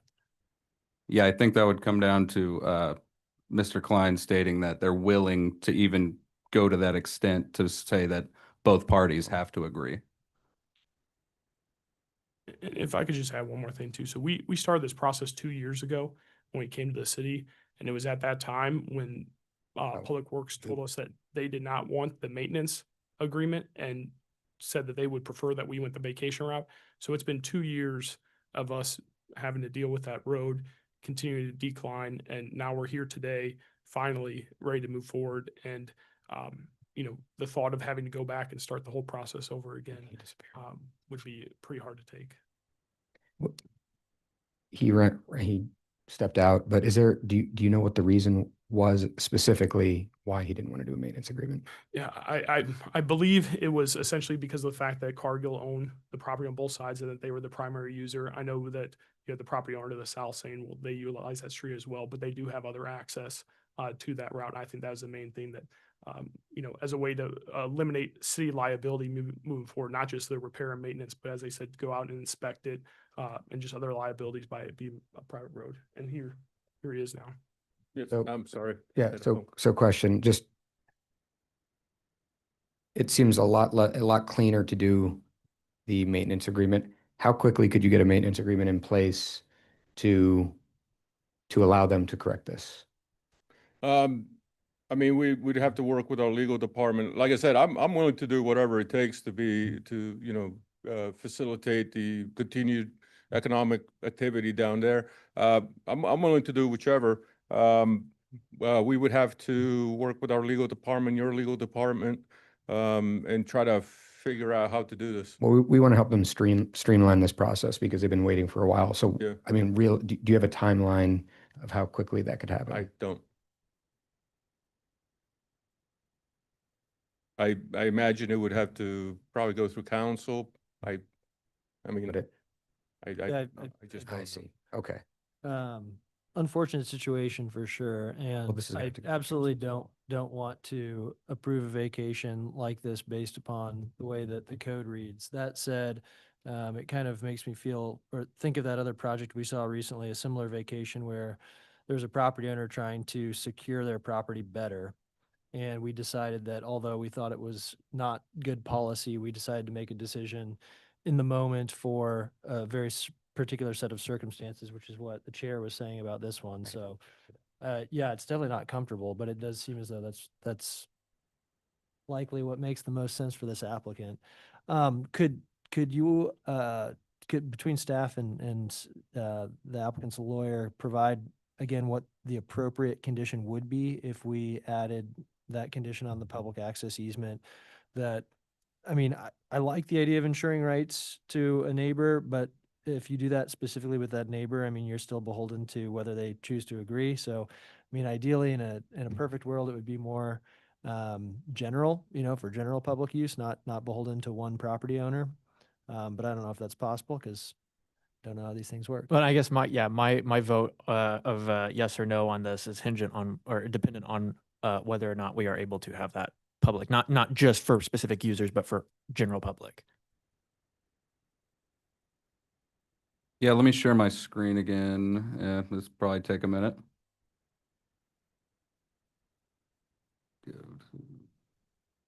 I would just add that the public access easements, we actually do that quite a bit, especially with some sidewalks that are built onto like private property, for example. And then the owner just gives the public right of way over their property. So that's not, that's not out of the ordinary to do something like that.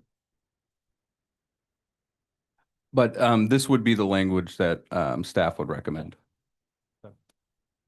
Good with that? Yeah, I think the other piece that would be added on that is it can't be taken away without approval by, I don't know who the two parties would be. Is that the city or is that, I mean, I think how'd you it do could that even down be at where- West Bottoms? Well, so this even reminds me of Westport, where we worked on the sidewalk vacation. There's just language that if the easement is ever removed, that the property would revert back to the city. I mean, we're fine with, we're open to anything here. Okay, Yeah, city approval would. it'd be city approval. That's what I think. to If it's be a able to general, vacate it. If public it's access, Public yeah. access. Be city. If that's the route, if that's your recommendation, it would have to be the city. Yeah. that it had to be, if it's vacated, to be upon city approval. Is that what you're saying? And how the mechanism that you put in place for that, that's up to you. Sure. Yeah, but it would, yes, if yes, if your recommendation is for a public access easement and the property owner is saying, no, we're not, like a typical easement, which a grantor can revoke at any time, we're going to allow the grantee to have to approve that first. It would have to be the city that would have to approve that. And how would we, if that were the direction we chose to go, even if it wasn't the most sound legally, how would you encourage us to state that? I would add something along the lines of city approval is required to revoke the easement. I would be more comfortable with that. All right. Chair Corral, I move to approve docket item number 7, adding the condition that the applicant provides a public access easement the full length of the vacated portion of the right of way, and that city approval is required to revoke the easement. Second. Okay, so I got a motion and a second for approval of docket item number 7, adding the condition regarding the access easement and that it cannot be vacated without city approval. So, Margaret, can you take roll call on that motion, please? Merkin, Aye. Prowl, Aye. Enders. Aye. Forbes. Aye. Hassick. Aye. Lynch. Aye. Morel. Aye. Padilla. All right. All right, looks like it passes 8-0. Thank you Thank very you. much. Thank you for your time, commissioners. All right. Got 2 left. People have been patiently waiting. So docket item number 8, please. Docket item number 8 is case CD CPC 2025-192, a request to approve a rezoning without plan from District R 1.5 to District O-2 on about 0.71 acres generally located at the northwest corner of Myrtle Avenue and East Linwood Boulevard.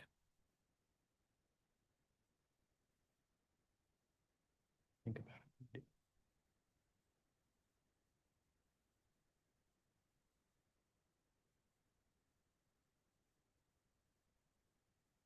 Okay, good afternoon.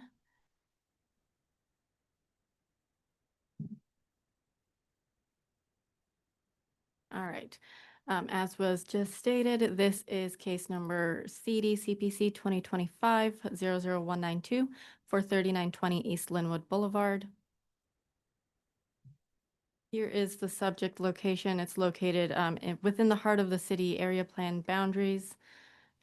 And then a closer look at the subject site itself. You can see it's a kind of an L-shaped lot right on East Linwood Boulevard. So this is a request for a rezoning without plan. The current zoning is R-1.5, which really limits it to more of those residential uses. And you can see that the properties to the south and to the east and north are mainly zoned residential, and then we have an O-2 located to the west. The proposed zoning is an O-2. Since there is no plan attached, we didn't review a plan. However, the applicant did state that this was intended to be used for a daycare, and with the daycare use in an R district, we limit the number of attendees for the daycare, and so with that O zoning district, we can have over 20 children in attendance for the daycare. And so just highlighting a couple of these criteria, as I mentioned for criteria B, there is an O-2 zoning to the west of it, and that's that Linwood YMCA Community Center. And criteria F, the property has been vacant since 2024, since the last tenant left. And there won't be any expansions to the building. It'll remain as is. And then criteria G, whether or the extent to which approving the rezoning will detrimentally affect the nearby properties. Our O district is fairly strict and really focuses on those office uses and neighborhood supporting uses. And so any future tenants that might join would have to comply with the O district use table. And so just some pictures of the property. This is the existing building, and you can see a small parking lot to the west. And then here's a view from the corner of East Linwood Boulevard and Myrtle Avenue with that YMCA in the background. So with that, staff recommends approval without conditions. And I can answer any questions if you have them. Okay, thank you. Any questions for city staff? All right, let's welcome the applicant then.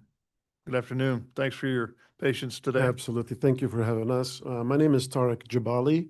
I'm the property manager. I'm here on behalf of New Beginnings. So this property we acquired in February of 2024. And to add to what Larissa has just mentioned, it was vacant when we got it. So we just don't know how long it has been vacant. It was part of a portfolio of homes we have. And the New Beginnings has about 3 members in that LLC. One of the members is actually an active investor here in KCMO with several properties in the city. We do have a tenant that we were currently working with, connecting all the dots. They're a daycare provider, and they will be serving a particular need within the community as far as when it comes to childcare. So they'll be working with families that have the non-conventional and shift-based work schedule. First-time responders, medical staff, and whatnot. So they're currently, obviously, the current zoning is R1.5. It allows them only to cater to 20 kids. So the rezoning will allow them to basically have more kids in there. And obviously within what's permissible as far as what they get credit for as far as childcare services. So thank you for having us again. I do have the tenant here with us too. So any questions, please feel free to come our way. Thank you. How many kids you plan to have there? And you said first responders. Does that mean you're going to be open 24 hours or still? So good question. So the schedule, it's 6 a.m. to midnight. Okay. That's the hours they're gonna operate.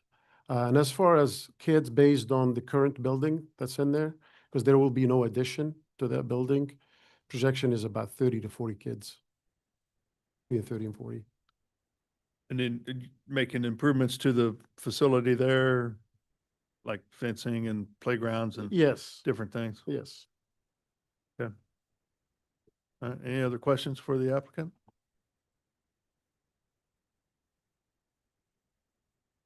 Okay, everybody's quiet. You're not worn out yet, Sorry, are you? y'all, we're stuck at the end of the docket. Oh, gonna have to get you all in shape. All right. With that, let's open it up for public testimony. If anybody out there that would like to speak regarding docket item number 8, please come forward or raise your hand using the Zoom feature and you'll be called upon. There are no hands raised online. All right. So we'll go ahead and close public testimony. Anything else you'd like to add this time? No, we just appreciate you allowing us the opportunity to make this happen. This property has been, I managed it, and we've had incidents with vandalism in the past. So activating this property, I think would be beneficial to the community around there. We did hold a public hearing in YMCA across the street. Were gracious enough to allow us to conduct it there, and I honestly thought that this is great for the community anyway to welcome such a use there specifically for that particular property. So. Very good. Chair, All right, go ahead. Chair Crowley, I move to approve docket item number 8 without conditions. Second. Motion and a second for approval of docket item number 8. Margaret, can you take roll call on that motion, please? Merkin, Aye. Crowell, Aye. Enders. Aye. Forbes, Aye. Hassick. Aye. Lynch, Aye. Morale, Aye. Padilla. Aye. Looks like the motion passes. Thank you very much. Thank and you. Appreciate it. Thanks for your patience Thank being you. here No today. problem. Thank you. All right, docket item number 9. They're running up here. Get their case heard. Docket item number 9 is case CD CPC 2025-168, a request to approve a rezoning from District DC-15 to District UR with a preliminary development plan for 4 sites for a mixture of commercial and residential uses on about 4.33 acres. The first site at the southeast corner of West 8th Street and Broadway Boulevard. The second located at the northwest corner of Central Street and West 9th Street. The third site located at the southwest corner of West 9th Street and Central Street. And the fourth site at the northeast corner of Central Street and West 10th Street. Good afternoon again. This is, actually, I'll share my screen first. For the record, Larissa Chambi, City Planning and Development. And so this is a rezoning to UR with a preliminary development plan for the 9th and Central UR plan with multiple sites. The subject property is located within the downtown loop. And here are the 4 sites that we'll be looking at today. The 4 sites recently got approval of a PIA plan. And within that PIEA plan, there was language that stated in order to get incentives, the properties had to be rezoned to UR. So that's why you're seeing this application today. Just a quick overview of the site plan with the 4 sites highlighted. 3 of the sites will be reuse, and then there will be 1 new building. And the applicant did list the allowed uses and the prohibited uses for all 4 sites. And then we'll go through each site, and let me see if I can move that. So this is the first site. This is at the 801 Broadway site. So this is from the northeast corner of Broadway and West 9th Street, and then just a different view of that building. This will be a rehabilitation of this existing building, and it'll have approximately 108 residential units. It will also have parking, amenity space, and retail and office spaces. I didn't include the floor plans for all of these buildings in the PowerPoint, but they are included in the staff packet, and all of the different uses are different colors. So if you wanted to follow along, you can do that as well. This is site number 2. This is a view from the northwest corner of Central Street and West 9th. And then just a different view of that property. This is the Point Dexter parking garage. It's another rehabilitation. This is going to be used primarily for parking with approximately 955 spaces. And it does also have some retail space and amenity space on the roof. This is our 3rd site. This is the site where the new construction will take place. It's currently a surface parking lot. This is the 9th and Central Tower. It'll include amenity space, approximately 39 parking spaces and some retail space. It has approximately 487 residential units, and it'll be 26 stories tall. And then this is site 4, another rehabilitation. This is on the southeast corner of Central Street and West 9th Street. This one will have 100 residential units and about 659 parking spaces. And so in total, all 4 sites will have 695 residential units and then approximately 1,600 parking spaces. And so the applicant did provide kind of a general landscaping plan with a focus on that 9th and Central Tower, since this is the new build. So you can see I've highlighted the new street trees that they've provided along what is May Street, which is that alley to the west. On the site plan, it also highlights this as a public amenity area. The plan is to mimic what is happening to the north on May Street. And so for this presentation, I will just focus more on site 3 than the rest of the sites, just very quickly. The applicant is asking for a deviation to the downtown development standards. Those standards require that driveway access be accessed off of an alley or a street or not a main street. And so the applicant is asking to a deviation from that to allow for their access to be off Central Street, to allow for that public amenity space along May Street. And then here's just the first floor or the second floor plan showing the residential units and retail. And then looking further up the building, you can see the outdoor amenity areas and residential units. And then the 26th floor also has some outdoor amenity areas. There's a 27th floor that you'll see here in the elevations that has metal paneling. That's to hide the the air conditioning units and all of their electrical, thank you, building services. There are no construction materials listed on the elevations. However, if you zoom in, you can tell that the proposed materials are brick and to be matching with the surrounding area. So there's one condition prior to ordinance request just to add that note in there so we can have it on the official plan. And then here's another look at the two remaining sides of the elevations. Can you go back and on the elevations, just call out where that garage entrance Yeah. is? So the garage entrance is on Central Street and it's this green, it's got the green highlight there. Okay, thank you. And so with that, staff is recommending approval subject to conditions, and I can answer any questions if you have them. Okay, any questions for your city staff? All right, let's welcome the applicants then. Afternoon. Good afternoon, Danny Robertson with Arnold Development Group. And thank you all for having us. We're excited to share this project at 9th and Central. And Larissa, are you pulling? Okay, that'd be great. Yep. Thank you. This one. And a short presentation of kind of our overall program.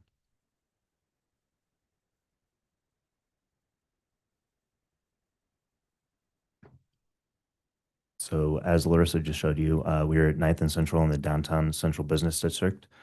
In what is historically the old Poindexter and Gatlin building, as well as the Centennial building, which are historic buildings. The location, 9th and Broadway, as well as 10th and Central. If you want to go to the next one, kind of looked at that. So phase one project, the rehabilitation and conversion of 9th and Central lofts from Poindexter, Poindexter and Centennial buildings. We're recommending 208. We're going to, create about 208 housing units, with about 49% of the units being designated for between 30 and 80% area median income. We'll be using our low-income housing tax credits on that, as well as historic tax credits, and with the city's assistance with Affordable Housing Trust Fund. And phase two, we're looking at 478 mixed income housing units. The new build will be built to the Passive House standard, if you're familiar with our project down at 2nd and Delaware in the River Market, which uses anywhere from 70 to 90% less energy than a standard code building. And this will also have 40 to 50% of the units income restricted and rent restricted, between 30 and 80% area median income as well. And our company has been doing this for 25 years now, and we have great respect for this area. In fact, we're taking some of our offices and putting it down here, so we're eyes on the street, so they say, and very on top of what's going on down here, and we plan to build and hold for a long time.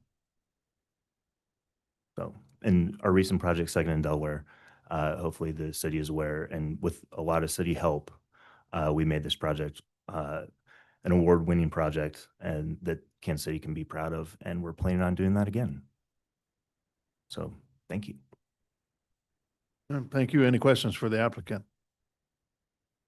Yeah, can you describe to me why you have the entrance to the parking garage off of was it Central Street? Yeah, Central Street instead of the alleyway behind. Yeah, so we, with feedback from our architects as well as our neighbors, we had a public engagement meeting as well.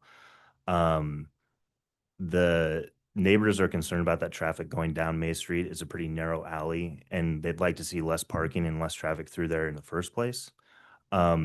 As well as the fact that we are parking most of our cars across the street in the Poindexter garage, where we have an abundance of parking.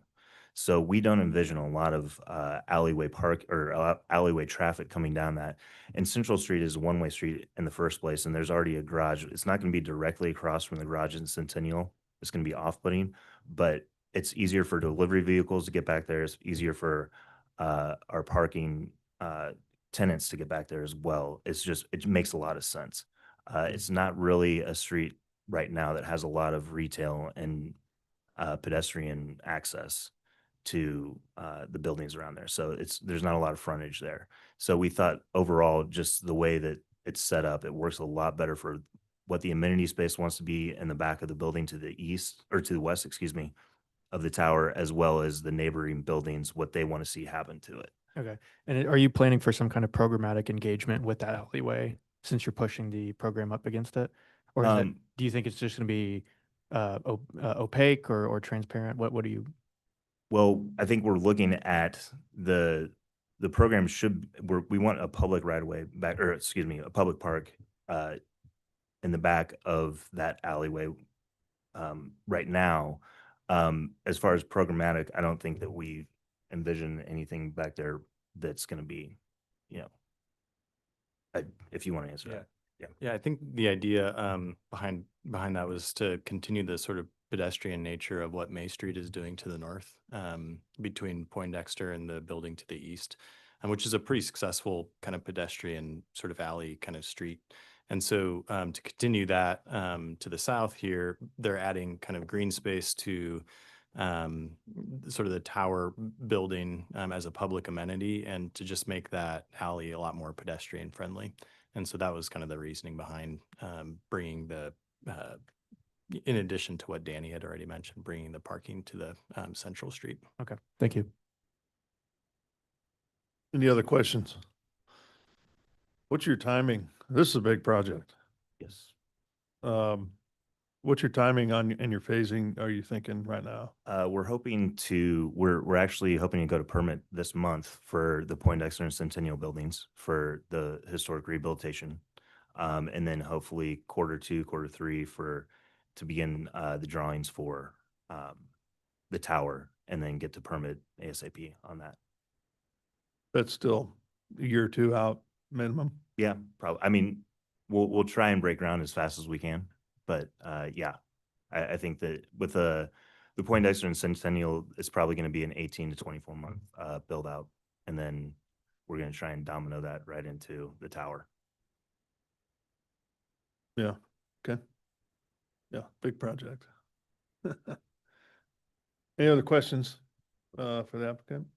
Let's open it up for public testimony then. If there's anybody out there that would like to speak regarding docket item 9, please come forward or raise your hand using the Zoom feature and you'll be called upon. There are no hands raised online. All right, we'll go ahead and close testimony then. Anything else you all like to add? No, just thank you. We appreciate it. Yeah, thank you for your investment in Kansas City and the work that you guys have already done. To me, this is, again, big projects, but they're also really neat projects. I think downtown, and be pretty cool to see them come together. So You guys don't need a vacation, anything? All right, we need a condition, right, for the materials to be listed on the plan per staff. It's on there. Oh, it did get added. Yeah, Okay. the conditions report includes, I think, 3 corrections that need to be done beforehand, Okay. before the ordinance request. Great.